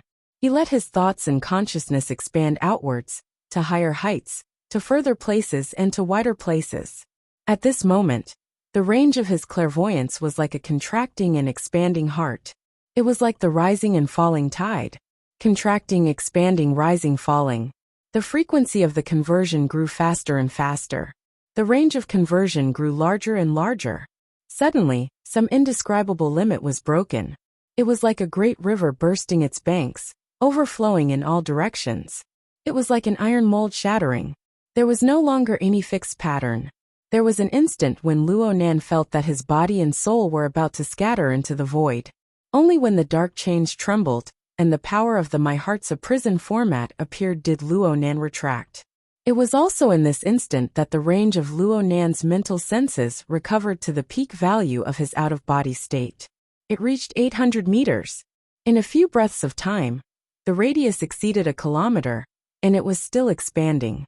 The entire Frost River reality, including the 3 buildings that supported the amusement park, and even some of the surrounding areas were all within the range of his clairvoyance. Blurry constellations appeared one after another. Everyone within Frost River reality was not limited to the people by Luo Nan's side. This included Fairchild Bays, the 7 Ablatum Knights, and nearly 100 trapped citizens. Then there were the people outside of Frost River reality. There were even the police officers on the 3 bearing buildings. There were tens of thousands of spectators. There were stars as bright as diamonds in the constellation system. There were also shadows that were hard to see. There were even dark clouds that were hazy and turbid. The shadows were of inanimate objects. The shadows were of inanimate objects. The shadows were of inanimate objects, and it was difficult to analyze them. Although he didn't try his best to depict it, there was a wonderful connection between motion and stillness, between inanimate objects and life, between the known and the unknown. Light and shadow intertwined. Light and dark corresponded. Illusory and real interacted with each other. Under their interaction, the boundaries between each constellation, shadow and dark cloud gradually blurred. They intertwined with each other, but their trajectories were clear. The Dharma and Logos were in harmony. Finally, they turned into an endless winding galaxy that spread out. Without a doubt, this was the most profound and vast picture Luo Nan had ever drawn in his entire life. It contained layers and mysteries that were hard to fathom. If it was possible, Luo Nan really wanted to be intoxicated by it. He wanted to ponder over every detail. But today, he would no longer sink into it. He just used an independent, transcendent, wondrous perspective to capture and draw the outline of the structure of this star river. Overall, it was more appropriate to use the word star river to describe this feeling. It was as if Luo Nan was standing at the center of an enormous galaxy. The starlight was sparse in the area he was in, but 3 enormous and bright spiral arms unfolded in his surroundings. These arms accurately represented the number of living beings in Frost River reality and the 3 buildings. However, there was a hazy dark cloud entrenched at the top of each of the 3 spiral arms. It blocked the starlight. The 3 dark clouds were connected to each other, outlining a turbid domain of darkness. The domain pressed heavily above the star river. There were even many penetrations. It was difficult to see the true appearance of the inside. There was no doubt that the 3 dark clouds were where the secular first ablatums of the Order of Justice were located. Looking at the current situation, Luo Nan's previous judgment was probably correct. The 3 first ablatums were all here. Yes, the most important target of tonight had been found. The range of Luo Nan's mental senses continued to expand. Only when the limit of the range exceeded 2 kilometers did the expansion show signs of weakening. The enormous picture of the galaxy had already covered 3 prosperous blocks.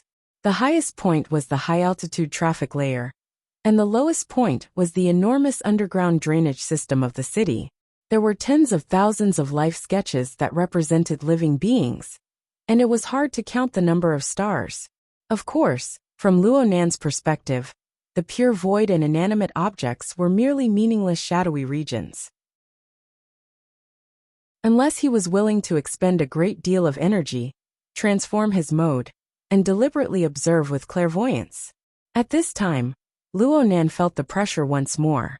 The stars affected each other, and acted upon each other. In the end, an enormous tension was formed in the depths of the river of stars. It also formed far too much redundant information. In addition, the greater the size, the greater the level of contact, and the amount of information received would naturally increase. Even if he didn't actively sense it, the enormous life level of Xia City's metropolitan area was like a myriad of galaxies in the deep sky, shining light over. Luo Nan pondered for a moment. He took the initiative to reduce the radius of his senses to 1,500 meters. Then he continued to shrink it back. In the end, it reached a kilometer or so. It just so happened to include the entirety of Frost River reality and the conjoined skyscrapers within it. Now that it had stabilized, there was enough margin left. The brilliant Milky Way flowed silently, the light of the stars parted, and the shadows shifted. Luo Nan maintained a vague and subtle connection with the faintly unending starlight projection in the distance. As the range of his clairvoyance was determined, the expanding power was retracted. His detailed senses began to become more sensitive, and the interaction between them began to fine-tune. It even spontaneously affected the subtle discordant areas. Luonan didn't need to observe it directly to tear apart many areas of chaos. However, the dark clouds located at the top of the 3 skyscrapers were still thick and stable. It was hard to observe them. Well, at least 2 of them were like this. As for the other one, there was an excess of accumulation, but there was a lack of thickness. Why was it a bit familiar? Luonan had a plan in mind. He temporarily withdrew his mind and naturally reached into his pocket. His mind was free of distractions. He completely forgot that his arms were being held by Shuele and Cat Eyes. He didn't manage to reach the right spot. His forearm swung down, and he swung it far away. He smacked a plump and elastic spot, and there was a faint sound. Cat Eyes instantly turned her head to this side. Even though they were in the darkness, and the brim of her hat covered them, her eyes still flickered with a cold light. It was so piercing that Luonan couldn't help but squint his eyes. However, the most important thing was to take out the object. Though his hand felt like the fabric of his pants, it wasn't his pocket. Luonan was rubbed twice nearby, but he was unable to pull his arm back. He could only speak to Cat Eyes. "You let go. I'll take the object." At this moment, Luonan seemed to feel Cat Eyes tighten her grip on his arm slightly, but in the end, she didn't say anything. She just let go of his hand. Luonan finally reached into his pocket and took out the metal box. He weighed it in his hand.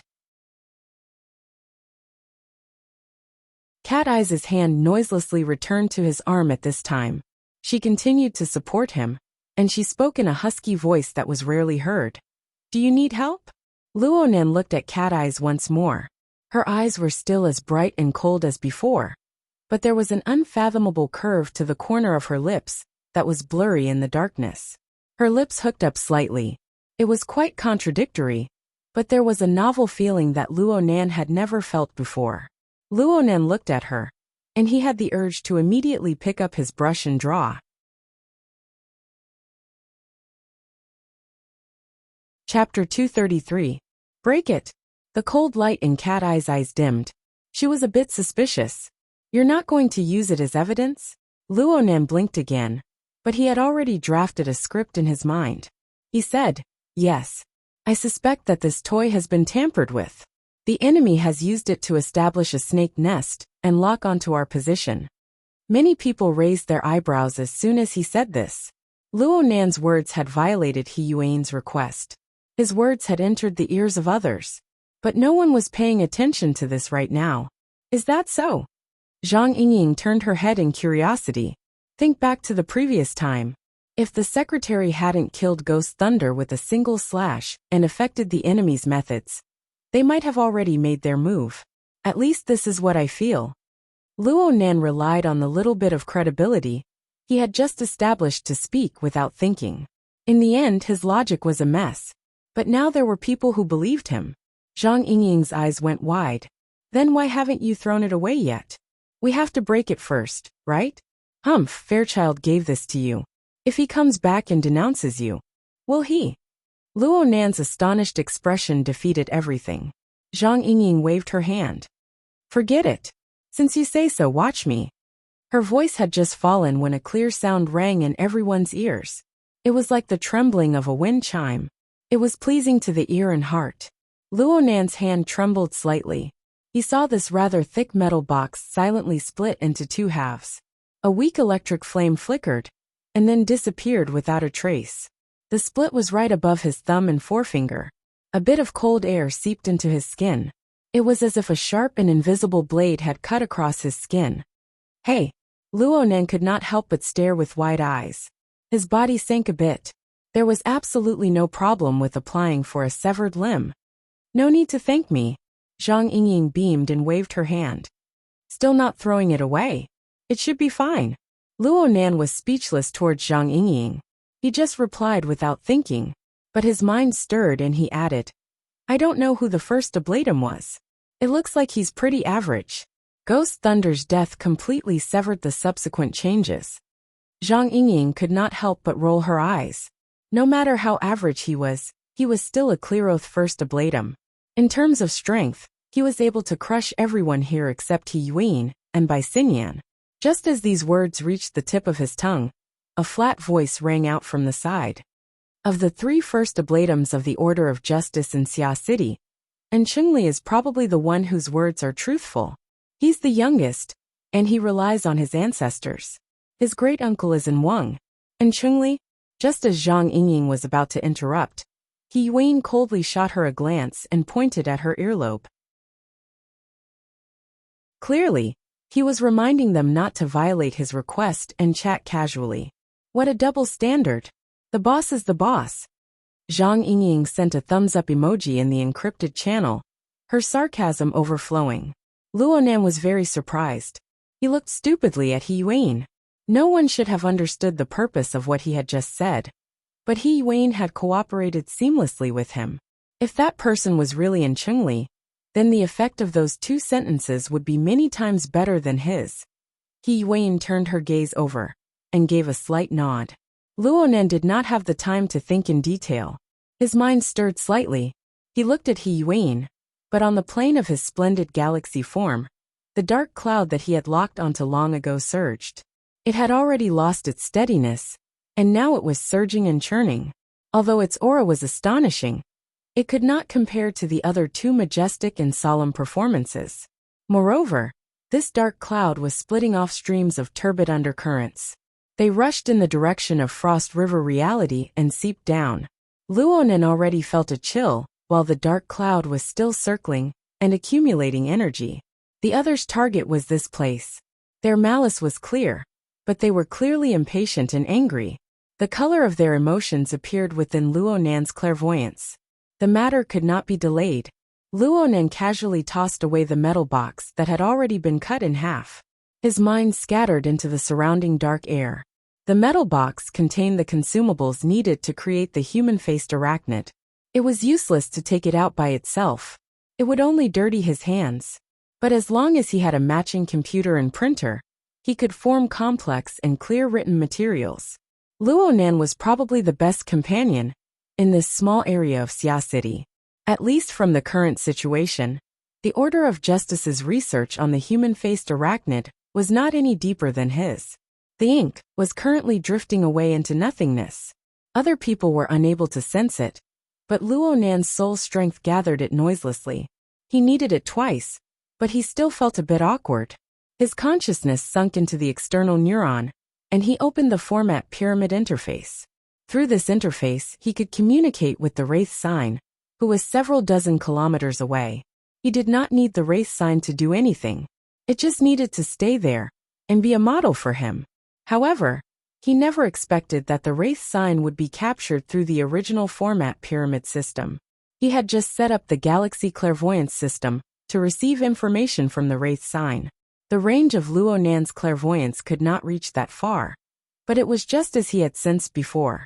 The larger the volume, the richer the information received. The Wraith sign was not a living being. The depths of its structure were a mass of primal chaos. There was no life sketch to speak of. However, the structure of the primal chaos formed an obscure shadow under the illumination of other starlight, and under the pull of the format pyramid system. The shadow was projected over a great distance. The power of a simple projection was too small. It could not be of much use, but it was a very good model. Luonan originally just wanted to follow the structure of the Wraith sign. He wanted to copy it and make a low-level imitation. But this way, he simply threw the consumables into the projection. This way, it would be an authorized high imitation, right?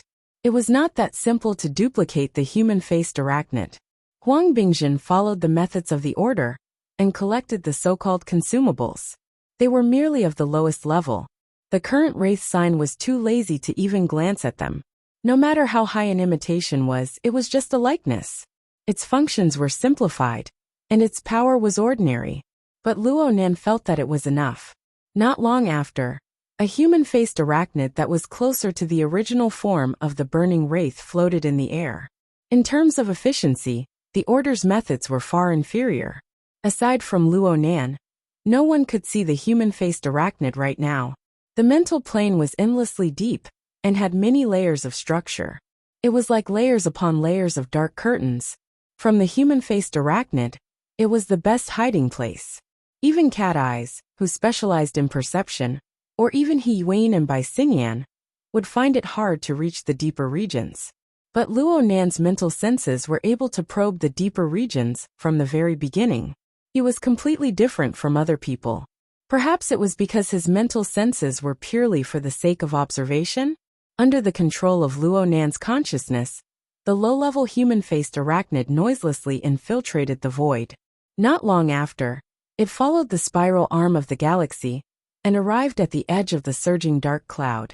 The light of emotion still flickered within the dark cloud. Luo Nan thought back to last week. When he faced Jack, the Wraith sign had taken out a method that left a deep impression on him. The fellow had transformed into a piece of information, a bit of emotion. It had seeped into Jack's thoughts, pushing forward layer by layer, all the way to the depths of Jack's soul. Clearly, the human-faced arachnid had a similar instinct. Luo Nan did not have high expectations for the low-level version. It was fine as long as it could enter and transmit information. The human-faced arachnid swayed outside the dark cloud.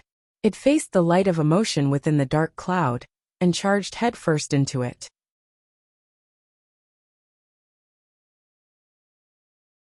Chapter 234. Luo Nan had no way of doing anything after the low-quality imitation human-faced arachnid entered the dark cloud. He could see how it operated on the level of human energy and information, but it was very difficult to operate it. It was the same as throwing a listening device inside. Whether or not it would be effective depended on a bit of luck. Right now, the spiral arm of the dark cloud was smeared with complex emotions. It was like a swaying poisonous mushroom, but it was not completely transparent. Luo Nan felt that it was still lacking a bit. He needed to wait. Luo Nan did not place all his hopes on the human-faced arachnid. His attention returned to Frost River reality. The battle between Fairchild and Baze was not that loud. Luo Nan often forgot about their existence.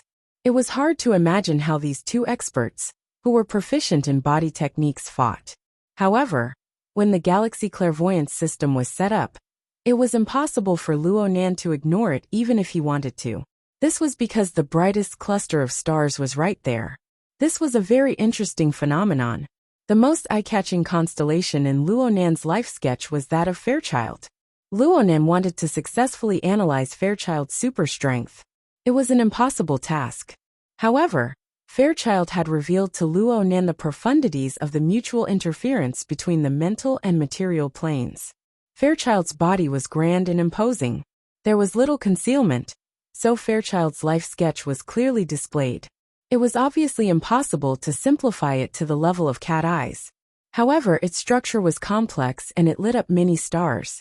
As a result, Luo Nan could sense an astonishing brightness and sense of existence amidst the splendid galaxy.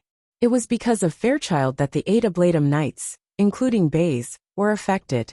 The nebula dust that covered their bodies would be torn off from time to time, exposing some of the deeper mysteries. Luo Nan pondered. Through this, he could use it as a reference to pry into the Order of Justice's first ablatum. He just needed a bit more time. But at this time, He Yuan issued a new order in the encrypted channel. 1 o'clock direction 50 meters. Go through exit number 3. Luo Nan and the others, who had been moving forward, discovered that they had unknowingly arrived at another exit of Frost River reality. This exit was connected to the Bearing building. They could enter Block B of the connected building from here. In other words, they would be able to leave this dangerous area that they had been in for a long time. Zhang Yingying, who was leading the way, couldn't help but say in the channel, "Hey, aren't there still 100 people who can't be saved?" He Yuan replied, "The mission target is the Order's gunmen. Luo Nan already killed them all, okay? There are at least 10 people inside the 3 buildings."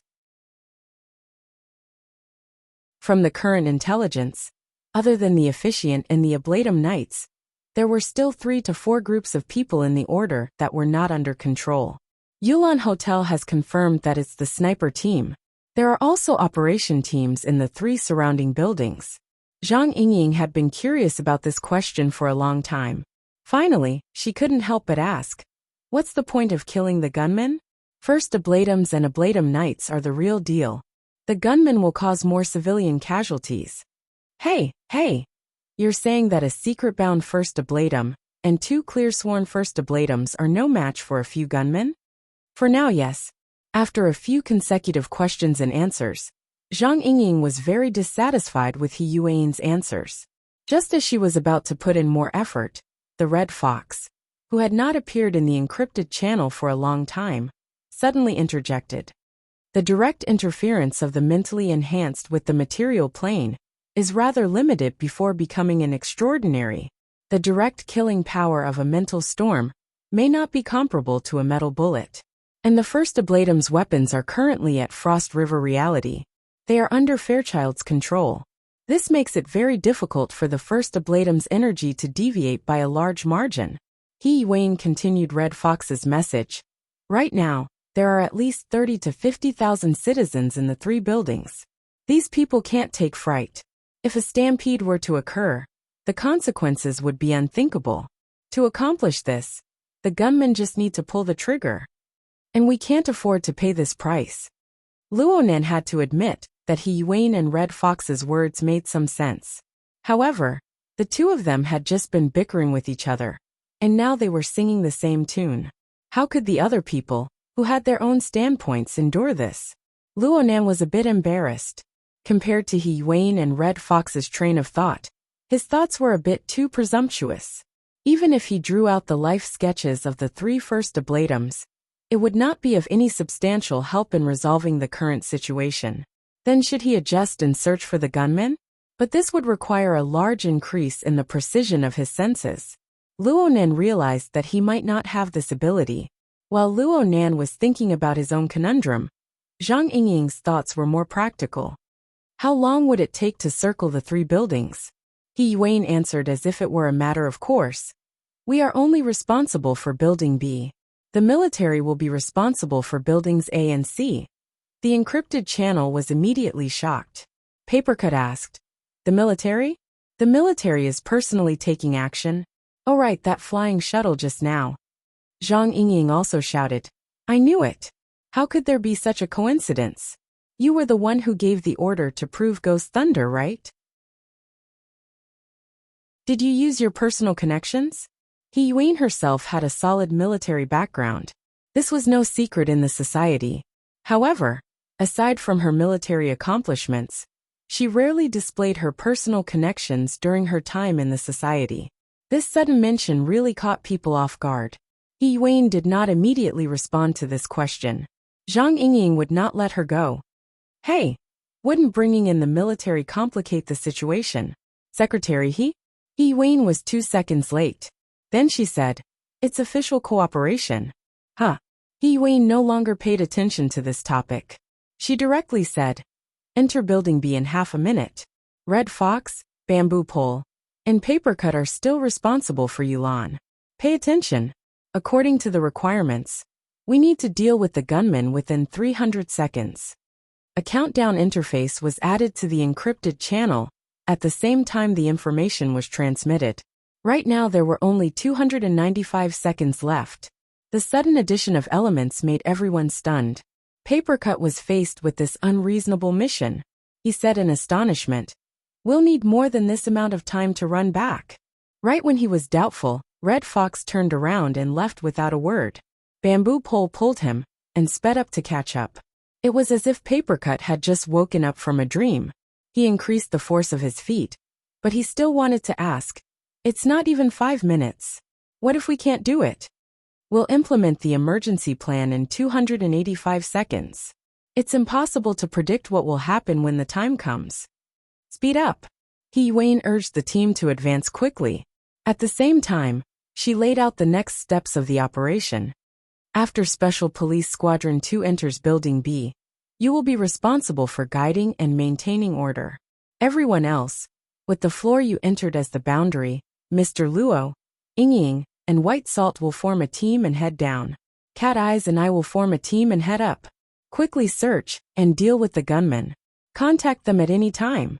After 270 seconds, regardless of whether the mission is completed or not, we will immediately descend from a high altitude and leave the range of the triangular building complex.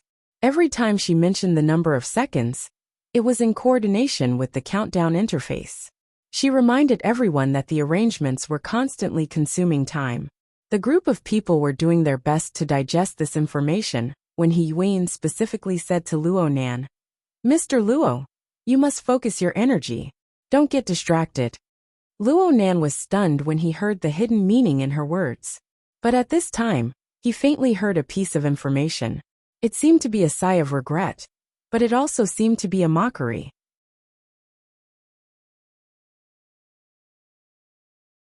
Chapter 235. Luo Nan's mind suddenly slanted. This piece of information that had no head or tail did not originate from any member of the team. It did not seem to be directed at any member of the team either. It just soared through the air and reverberated within his mind. He was stupefied for a moment before realizing that there was progress on the human-faced arachnid side. He clairvoyantly observed the dark cloud above the spiral arm of the Star River. He could clearly feel that the density of the dark cloud was decreasing. More and more blurry starlight was reflected. There was even some energy information that was deciphered and analyzed through the human-faced arachnid. Those few words did not seem to be the real-time dynamic of a conversation. It was more like the intense obsession of a certain person's heart, causing the relevant information to grow and accelerate endlessly. It looked like the person within the dark cloud was in a bad mood. He raised his head to look up.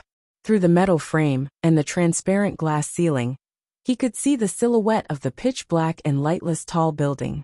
It was vaguely similar to the dark cloud in his senses. In reality, the group of people were rushing towards a dark cloud. Moreover, it was the target that Luo Nan was targeting. The color of the light was constantly changing, nearly turning into a poisonous mushroom. Or maybe it was a coincidence. Luo Nan's gaze locked onto a corner of the building. He could not see any clues with his naked eye, but he could feel the malice hidden deep within the air on the mental plane. It grew clearer and clearer as he got closer. Even though He Yuan had warned him not to get distracted, what if he was under the interference of a first ablatum? Luo Nan sent a message in the encrypted channel. "It seems like we're being watched. It's that fellow who talks too much." He Yuan's reply was filled with the flavor of a matter of course. "As long as we're in one of the three buildings, we'll certainly be watched by at least one first ablatum. Don't worry. Don't get distracted." This was the second time He Yuan had warned him. Right now Luo Nan's feet were practically not touching the ground. He was being carried by Xue Lei and Cat Eyes as they sprinted through the connecting passageway. Xue Lei moved close to his ear and said, "You didn't arrange for me just now. You must follow Uncle." He Yuan suddenly asked before Luo Nan could finish speaking, "Has Xue Lei already obtained the talisman?" "I just made small progress in the past 2 days." "Huh." Xue Lei was suddenly stunned. He turned his head to look. "You know?" He Yuan didn't respond. Instead, she issued another order in the encrypted channel. "Xue Lei and Mr. Luo will be in a team. According to the time limit, regardless of whether the mission is completed or not, you must quickly leave the vicinity of the building." Xue Lei didn't say anything, but Xue Weiluan was startled. Just as he was about to speak, a message flashed through the encrypted channel. "Hey, Sister Nun. It seems like you're using awakened ones as your criteria. Is this some sort of arrangement by the society?" The one who sent the message was Bai Xingyan, but there was no response from He Yuan. Xue Weiluan's words were blocked by this message. In the face of a completely unknown background, making wild guesses and suspicions was one of the worst things a special police officer could do. It was the same for his father's identity. At this time, the group of people had already entered Building B. The special police formation automatically dispersed. Cat Eyes flashed out of the group and stood together with He Yuan. Zhang Yingying pulled Bai Xingyan over. She grabbed Luo Nan and Xue Lei. "Do you know why you need to concentrate?" The two high school students shook their heads. "What happens next will be very exciting." Zhang Yingying blinked. She was just about to say something when she saw Xue Weiluan walking over. She shut her mouth and walked to the side with Bai Xingyan. Luo Nan also hurriedly stepped aside, giving the father and son some time to talk. However, the conversation between the father and son of the Xue family was much more straightforward than they imagined. The two men, who were both equally majestic, hugged each other heavily. Even though there was a thick layer of exoskeleton armor between them, it didn't matter. Do your best. Be careful. There wasn't much time to talk during the continuous countdown. Before their voices could fade away, the glass wall adjacent to the entrance shattered with a bang. The glass fragments flew down and a gale whistled in. Zhang Yingying looked down. The slope is okay. It's not the straight up or down type. At that moment, Shuelei could feel his father's arms tightening around him. He grinned and broke free. Don't worry. Zhang Yingying turned her head to look. Shuelei has tried descending from a high building before? Shuelei maintained his confident smile. The gym master taught me the jumping ape technique. I've also practiced a bit of extreme parkour. I've tried it on a high floor, but the distance wasn't very long. Excellent. Zhang Yingying gave him a thumbs up.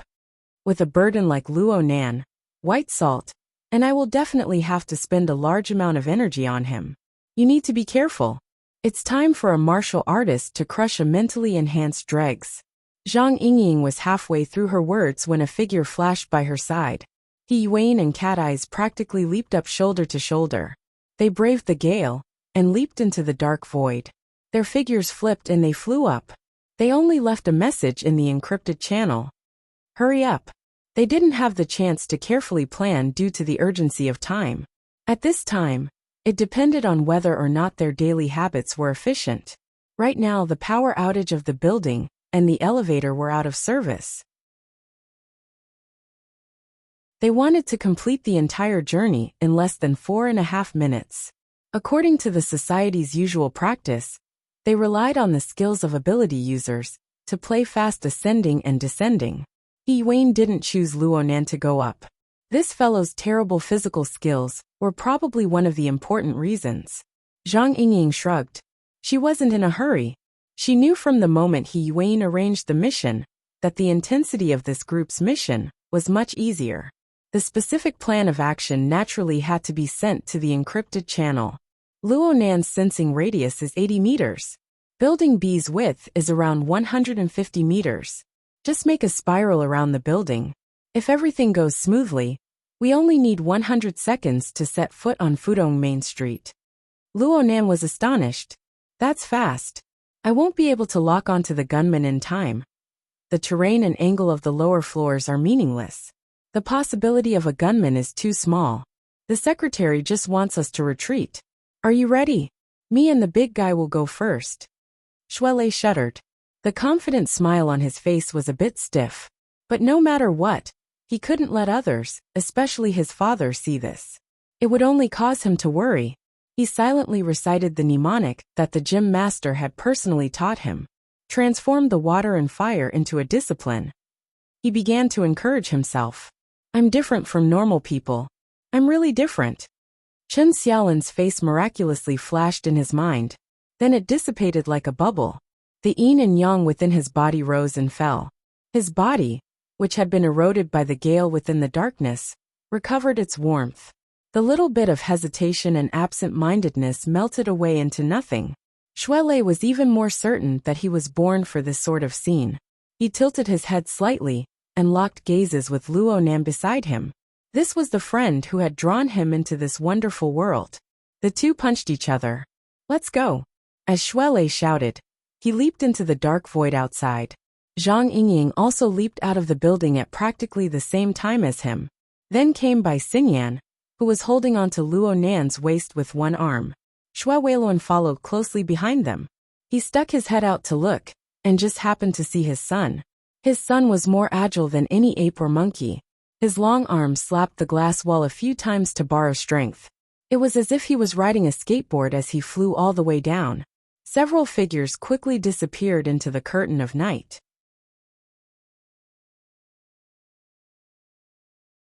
Chapter 236. At the center of the rooftop of Building B, a gear-like structure hummed as it revolved. It constructed an intricate and marvelous formation. Rays of light weaved together like a cocoon, wrapping Enchengli within. With this layer of cover, Enchengli could no longer hide his ashen face. He ground his teeth heavily. His thoughts were completely on the building beneath his feet. He was on the damned members of the society, who made him feel as if his heart and lungs were on fire. As a sworn first ablatum, he could be considered a mentally enhanced in a certain sense. However, his mental senses were never his forte. He needed to use the divination domain to lock onto a target several hundred meters away, separated by several dozen layers of reinforced concrete. However, as long as his consciousness existed in the divine play domain, for a moment, Wang's evaluation seemed to linger in his mind. How unsightly. Wang's words were as light and subtle as usual. They were worth pondering. But this time, the most superficial meaning was enough to make Chengli feel as if he had been slapped in the face. His entire face was wooden. He stood within the magic array, but he felt as if he was imprisoned in a cage. The gazes of the surrounding people turned extremely strange. Actually, the priests and members of the order were far from being able to access information from the divination domain. It was very difficult for them to know what the first ablatums were doing and what they were communicating with each other. However, Chengli still felt terrible. He had a feeling that Wang's words had spread far and wide. Correspondingly, his performance as the judge personally appointed by Wang had spread far and wide. This was completely different from what he had imagined. He had never thought that this half-grown child named Luo Nan would be so thorny. Other things aside, Luo Nan's soul strength was extremely thick. Most importantly, it formed its own system. The so-called format pyramid appeared to be illusory and indistinct, but it was like a layer of irritating curtains. It acted as a buffer for penetrating power on the mental plane. Chengli had tried to use his power time and time again, but he wasn't confident that he would succeed in one strike. He could only keep accumulating power. He hesitated for a long time, waiting for the military to activate the ghost bomb with great difficulty. Chengli then took advantage of this opportunity. He used the Ablatum Knight as a carrier to find an opportunity to kill the enemy in one strike. But who would have thought that just as the accumulated power was about to take effect, it was chopped off by that damned secretary. He himself suffered a backlash, and his soul was shaken. He still hadn't calmed down. The most damned thing was that Luo Nan and his secretary had mocked him by name after the fact. And this was a one-sided situation, where they had guessed correctly about his identity. A great humiliation. If this matter were to spread, then he and Chengli would become an eternal laughingstock in Xia City, and even in the Order of Justice. He would never be able to survive. At this moment, Chengli only wanted to avenge his humiliation. The people from the association had already passed through the connecting passageway and entered Building B. Building B was good. He was in Building B. There were 3 connected buildings. The height of the buildings was around 700 meters. They were connected to Frost River reality in the center. Following the arrival of Luo Nan's group, the straight-line distance between the 2 sides had already shrunk to less than 400 meters. The enemy had even divided their forces. A heaven-sent opportunity, and Chengli began to mobilize the power of the divination domain. However, just as he started, Wang's thoughts cut in and seized all the authority of the divination domain. The projection of the scales of truth in the center of the Great Triangle forcefully attracted the attention of every officiator. The position of the white scale on the classical pendulum scale was lifted up by a bit, and the black scale correspondingly fell down. It looked like the state of imbalance had been corrected. The winding and rotating posture of the crite on the black scale was more lively than it was at the beginning. This showed that the ritual had made great progress. Chengli was shocked at first when his authority was seized, but his face burned when he saw this scene.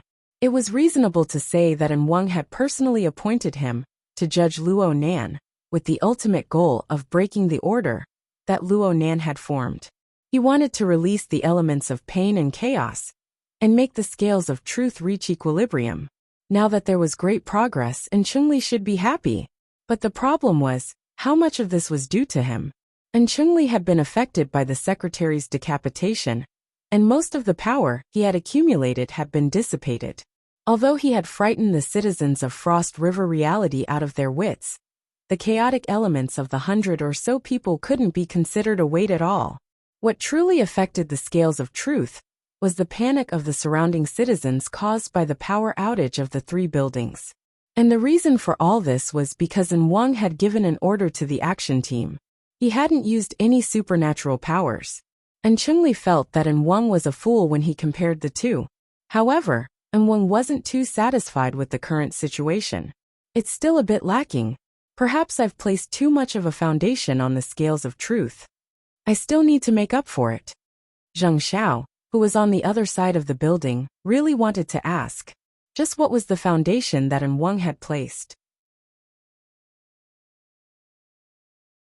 But at this time, Chengli, who was anxious to save face, couldn't wait to say, "Leave it to me, Wang. This time, I will definitely get rid of those people from the society. You only have one chance, child." And Wang's thoughts were gentle and firm. Only those familiar with him knew that the deepest layer of his thoughts was a callousness akin to an iceberg at the bottom of the sea. Mending the pen after the sheep is lost is not a flock of sheep, but a fence. Its purpose is none other than order. As Wang spoke, the scene under the projection of the scales of truth quickly changed. It swept over a dense crowd. These people were scattered across the three connected buildings. Because of the sudden darkness, they were bewildered and uneasy. However, as time passed, human instincts to adapt to the environment came into play. The convenient and efficient information system of modern society was also the embodiment of rules and order. As the government sent targeted information to all the trapped citizens and instructed them to evacuate, the panic of the people gradually subsided. Tens of thousands of citizens were evacuated from the fire escape and emergency evacuation exits. In modern metropolises, high-rise commercial buildings were often connected by high-altitude stairs and conveyor belts. They were like long vines that extended and entangled in a primeval forest. This also made it convenient for evacuation during emergencies. At this time, people were flowing out of these tunnels like ants. Due to the proper distribution of information, the overall situation was quite stable. However, this also caused the imbalance of the scales of truth to become more serious. Seeing the white scales move down again, not to mention Zheng Xiao, even Chengli, who hadn't been very focused all this time, couldn't help but divert some of his attention. If the imbalance couldn't be transformed into a balanced state, it meant that the spellcasting had failed. The three of them would suffer a serious backlash. This was much more tragic than the one caused by the secretary earlier. One order, one world. Wang sighed softly. I like order. Order is the brightest path to the truth. But sometimes, we must abandon the low-level parts and replace them with the high-level parts. To use the low-level world as a ladder to the high-level world. Zheng Xiao felt that something was wrong. Wang's request to cut off the power to the three buildings was very inappropriate. And according to what Wang had just said, wasn't it a step further? A step further? What step was it? Wang's response was clear. Before order, there must be disorder. New birth must be accompanied by destruction. Before the thought was extinguished, a dazzling radiance exploded within Frost River reality. The shockwave instantly flattened the glass wall on one side. 7 or 8 human silhouettes scattered amidst the flying shards of glass that filled the sky. They were thrown towards the three connected buildings.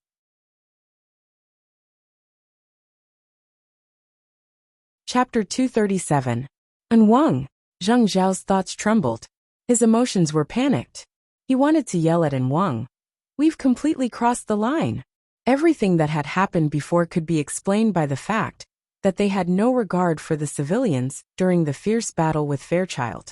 They could even make a countercharge by saying that the enemy's choice of battlefield was unprofessional. This was a common occurrence.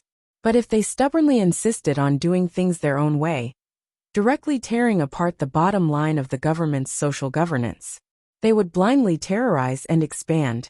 How would they be any different from the vagrant organizations in the wilderness? If they truly angered the Star Alliance Committee, or even the local powers, many parties would unite to denounce them. Even the First Ablatum Assembly would find it difficult to absolve them. Wang. Chengli was also panicking. His thoughts were similar to Zheng Xiao's, but he was even more advanced. Once the matter was investigated, and Wang was old and experienced. He did not care about anything. The Ablatum Knights only needed to carry out the mission. Those gunmen might not even be able to keep their lives. In the end, only he and Zheng Xiao would be left to bear the blame. And with his previous terrible performance, it was very likely that he would suffer even more losses. No matter how uncomfortable Zheng Xiao and Enchengli felt, the situation would not return to zero. As gunfire wildly pulsed in the darkness, the truly terrifying Ablatum Knights frantically accelerated atop the triangular spaceship. They leaped into the air, their targets the 3 surrounding buildings. The intense light exploded behind them. The chaotic red and blue lights of the police lights interweaved together, foretelling the chaotic scene that was to follow. This was not a diversion, nor was it an expansion of the battlefield. It was purely a destruction. It was very likely that it would be an unbridled destruction. Baze. Enchengli believed that he still had a bit of friendship with Baze. He could not help but contact the other side. He wanted to understand just what sort of arrangements Wang had made. He knew that this was meaningless. But if he did not understand this, he would simply suffocate. However, Baze did not respond. When Enchengli tried to continue calling out, his scalp tightened. It was as if his consciousness had suddenly fallen into a layer of ice. He could not send out any thoughts. Baze is currently much busier than you. Why don't you do something more meaningful? For example, maintain silence? And Wang's thoughts flowed within the evolution field. He became the master of everything. Enchengli could only shrink into a corner like a decorative pillar. The exchange of thoughts only lasted for a short moment. At this time, the jumping gunfire inside the building was still imprinted in many people's pupils. But then, the trajectory of bullets from other directions tore through the night sky, penetrated the glass curtain wall, and blasted the figure holding the gun into pieces. Even earlier than that, the gunshots from Block B were only echoes. The evolution field faithfully transmitted these changes back, forming an image. Secretary. Enchengli saw the enemy he had just made. In addition, in Building A and Building C, snipers from either the military or the police had instantly killed the gunmen, as well as sniper robots that had infiltrated the building at some point in time. No one could pull the trigger a second time. Those brainwashed gunmen were originally abandoned pawns, so it was normal for them to die. However, the loss of these few lives proved a very bad fact. The government, the military, and the association were working together. Perhaps the military's assault team, or even the Deep Blue Walkers, were already on their way in a place where they couldn't see. And Wang, things have gotten out of hand. Enchengli couldn't help but roar. But at this time his body suddenly quivered. The rapidly increasing chaos element caused the projection of the scales of truth to lean more and more toward a balanced state. It instantly crossed an important node, causing the power of the holy artifact to begin to be projected toward the 3 spellcasters. The function of the evolution field had advanced. The thoughts of the 3 first ablatums converged in a certain sense. Enchengli still did not have any authority, but at least he had become more sensitive. He could sense that the Krite was attempting to absorb even more chaos element on the black plate. That thing was indeed growing. However, there was interference. There seemed to be an invisible sieve under the night sky. Someone was attempting to gather this chaotic region, or at least bestow a unique order upon this region. The image within the evolution field continuously switched, sweeping over all the members of the society. This included the secretary that Enchengli paid special attention to, as well as Luo Nan, who was about to land. Enchengli noticed that the teenager was currently looking up at the sky. His expression of astonishment was extremely obvious. He should have been startled by the intense changes. The problem was that his gaze was not directed at the ceiling of Frost River reality, where the Ablatum Knights were soaring. Instead, it was directed at a higher altitude. "It's him. It's that kid." Enchengli blurted out. Actually, he did not know whether or not Luo Nan was the problem. However, the thought of using someone else to do his dirty work was enough for him to express this sort of judgment. And Wang did not respond. Then the image switched, proving that he did not care about Enchengli's judgment at all. The image was focused on the sky above Frost River reality. This enormous triangular spaceship had become a tattered biscuit that had its insides hollowed out due to the collision between Baze and Fairchild.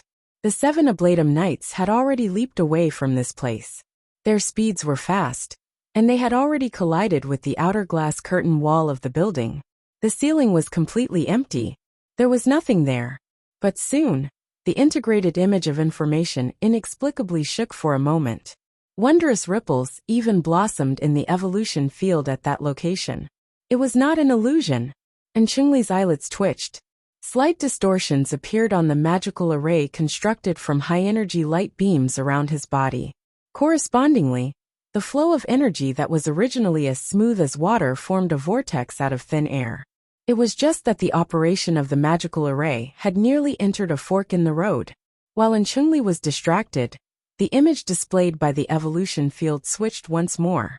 It pointed at the first of the Ablatum Knights to charge up the building, and Chungli remembered that this fellow was Flying Shark. His speed underwater and in the air was first-rate among this group of people. The force of his charge was very strong, and his killing intent was extremely heavy. There was a boom as the enormous glass curtain wall was smashed into pieces by Flying Shark. That fellow must have locked onto the direction before he exerted his strength. There were 20 to 30 citizens who did not have the time to evacuate behind this piece of glass. Flying Shark's extraordinary power was poured into every piece of glass shard that flew everywhere. The fate of those unlucky bastards was probably the same as being shot by a shotgun. The first wave. And Chungli could already foresee the scene of blood flowing like a river. However, what appeared in the evolution field next was not flying flesh and blood. It was not miserable whales. It was just streaks of distorted flowing light. Then there was nothingness. Where? Where is he? And Chungli's thoughts froze for a moment. After a moment, the glass curtain wall shattered one after another. The Ablatum Knights landed on the building one after another. However, they were faced with an incomprehensible emptiness. There was not a single shadow within the entire building as far as the eye could see. The crite materialized in the projection of the scales of truth stiffened. Soon after, it melted into the smoke of the plate. The black plate rose up all the way to the top. Correspondingly, the white plate on the other side heavily pressed down.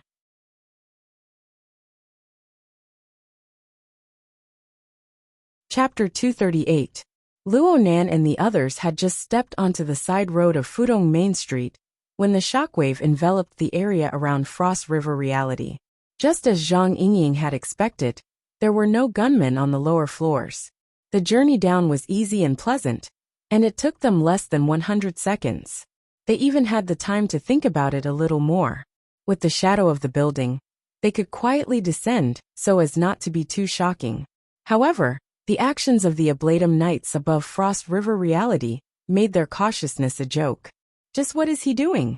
When Zhang Yingying saw the shockwave that exploded within Frost River Reality, and the figure that flew out, her usually jumpy train of thought was somewhat unable to hold on. There was nothing strange about a few gunmen dying right after they opened fire, and getting rid of them cleanly. Compared to the few Ablatum Knights, they were not even worth a fart. If I had known that this would be the result, I wouldn't have been so hesitant. I would have just taken action. That's for sure, and Wang's brain has already atrophied. Hiss. Zhang Yingying suddenly covered her ears and frowned. Half of Luo Nan's brain was stupefied a bit earlier than her. This was probably the most intense tinnitus he had ever felt in his entire life. It rang loudly, making him suspect that someone had fired a gun right next to his ear. He also covered his ears and couldn't help but grimace. What happened? Shui Lei was originally immersed in the successful high-altitude rapid descent experience, but he was given a fright by Luo Nan's desperate reaction. Bai Xingyan glanced at the two of them, then lowered her head to look at her wristband. She then shrugged. There's a problem with the encrypted channel. On the screen of her wristband, the countdown stopped at 97 seconds. It's the collapse of the psychic wave network. Zhang Yingying recovered from the initial shock and patted her ear lightly. She had a strange look on her face. I haven't had this symptom for a long time. Is the president doing some extreme experiments again? This is the mission process. Halfway through her sentence, she suddenly stopped talking. At this time, Bai Xingyan cast her gaze toward the end of the auxiliary road. Shuele was a bit hesitant. He raised his head to look with uncertainty. In the end, Luo Nan recovered from his tinnitus state with great difficulty. He blurted out the most crucial words. Where is he? In this instant, the brilliant river of stars that Luo Nan used clairvoyance to illuminate was silently extinguished, leaving behind nothing but emptiness. There were only a few dozen stars left, as well as the nebula dust that was even harder to see. Such a strong contrast caused Luo Nan to be stupefied in place. At this time, Zhang Yingying grabbed his arm to make sure that the two of them were a little closer.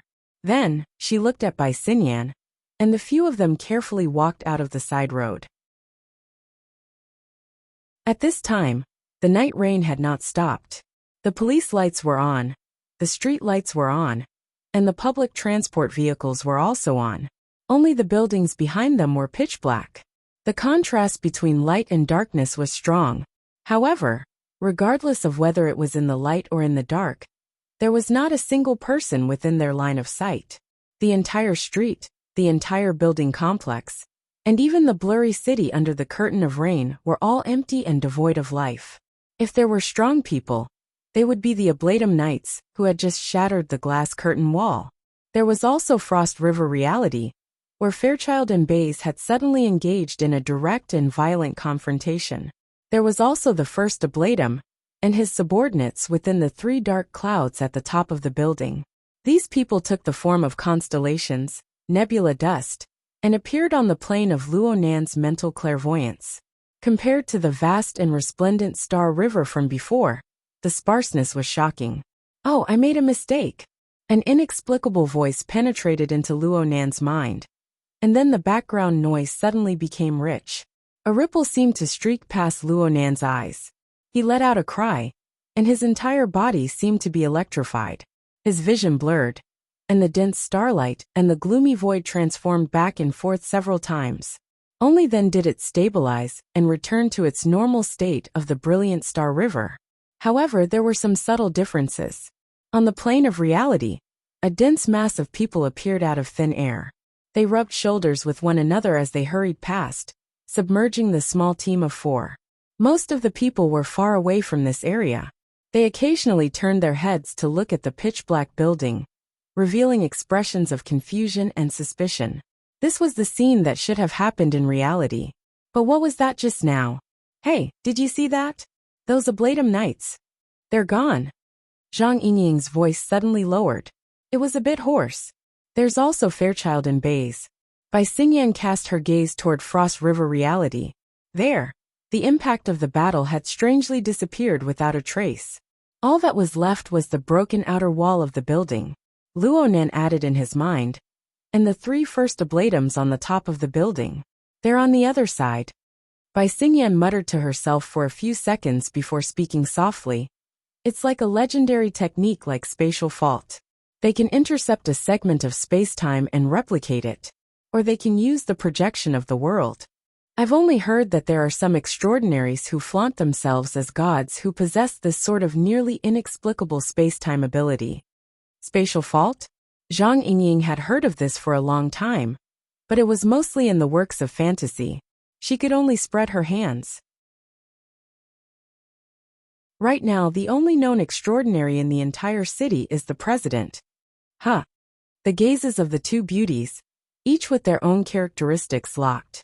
Zhang Yingying subconsciously reached out to touch her ear. The encrypted channel had yet to be restored, and the chaos of the psychic wave network continued. However, as long as one wanted to understand the situation, one could still use the primitive method of using a wristband. Zhang Yingying began to make calls. She wanted to find someone to clarify things. Fault. Luo Nan, who was next to her, naturally heard the conversation between the 2 women.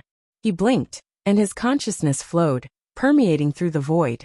The brilliant star river of his clairvoyance was still the same as before. There seemed to be nothing abnormal. However, after the experience he had just experienced, the greatest abnormality was that there was nothing abnormal. Due to the appearance of the spatial fault, the Ablatum Knights, Fairchild, the 3 first Ablatums, and the other members of the Order of Justice were all swallowed up. These people no longer existed on the plane of reality. regardless of whether or not this was the work of that person. This change should be reflected in Luo Nan's mental senses. It was just like when he first entered the spatial fault, and instantly sensed the change. However, the reality was that regardless of whether it was Fairchild's magnificent and dazzling constellation, the nebula dust of Bays and the other 8 ablatum nights, or the dark cloud formed by the 3 first ablatums, all of them remained within the star atlas. There was just an additional layer of indescribable layers. The reason for this was that although Luo Nan's body had come out, his consciousness, or at least a portion of it, remained within the spatial fault. It carried out the work he was most familiar with. Observation. Luo Nan was simultaneously observing 2 worlds. They were independent of each other, yet they overlapped with each other. A brand new dimension was opened within the 3-dimensional structure of clairvoyance. It was a feeling that defied all human experience. It could only be sensed, but it could not be described. It was extremely bizarre, yet brilliant beyond compare. This was especially true when the 2 worlds, which appeared to be completely identical, overlapped with each other in reality. This gave Luo Nan an additional angle of observation. The dark cloud of dust, which was originally chaotic and unclear, became much clearer. Even though it was still difficult to refine a life sketch in the form of a constellation, it was still possible to draw an outline that was not too different from each other. It was more distinguishable from each other.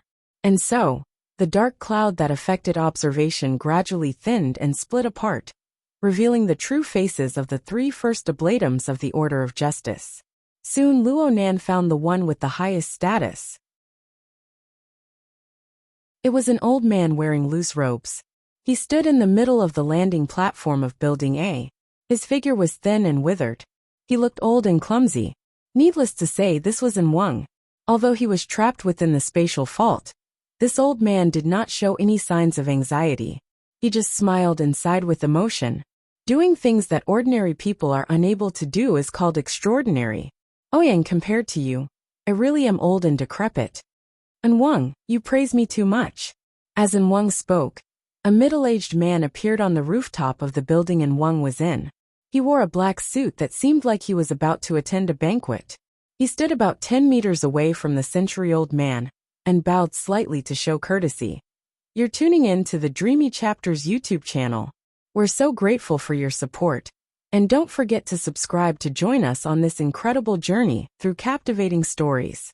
Your generosity through donations truly makes a world of difference, as it's the primary source of revenue that allows me to expand and enhance this channel for you. Thank you from the bottom of my heart for being a part of this adventure.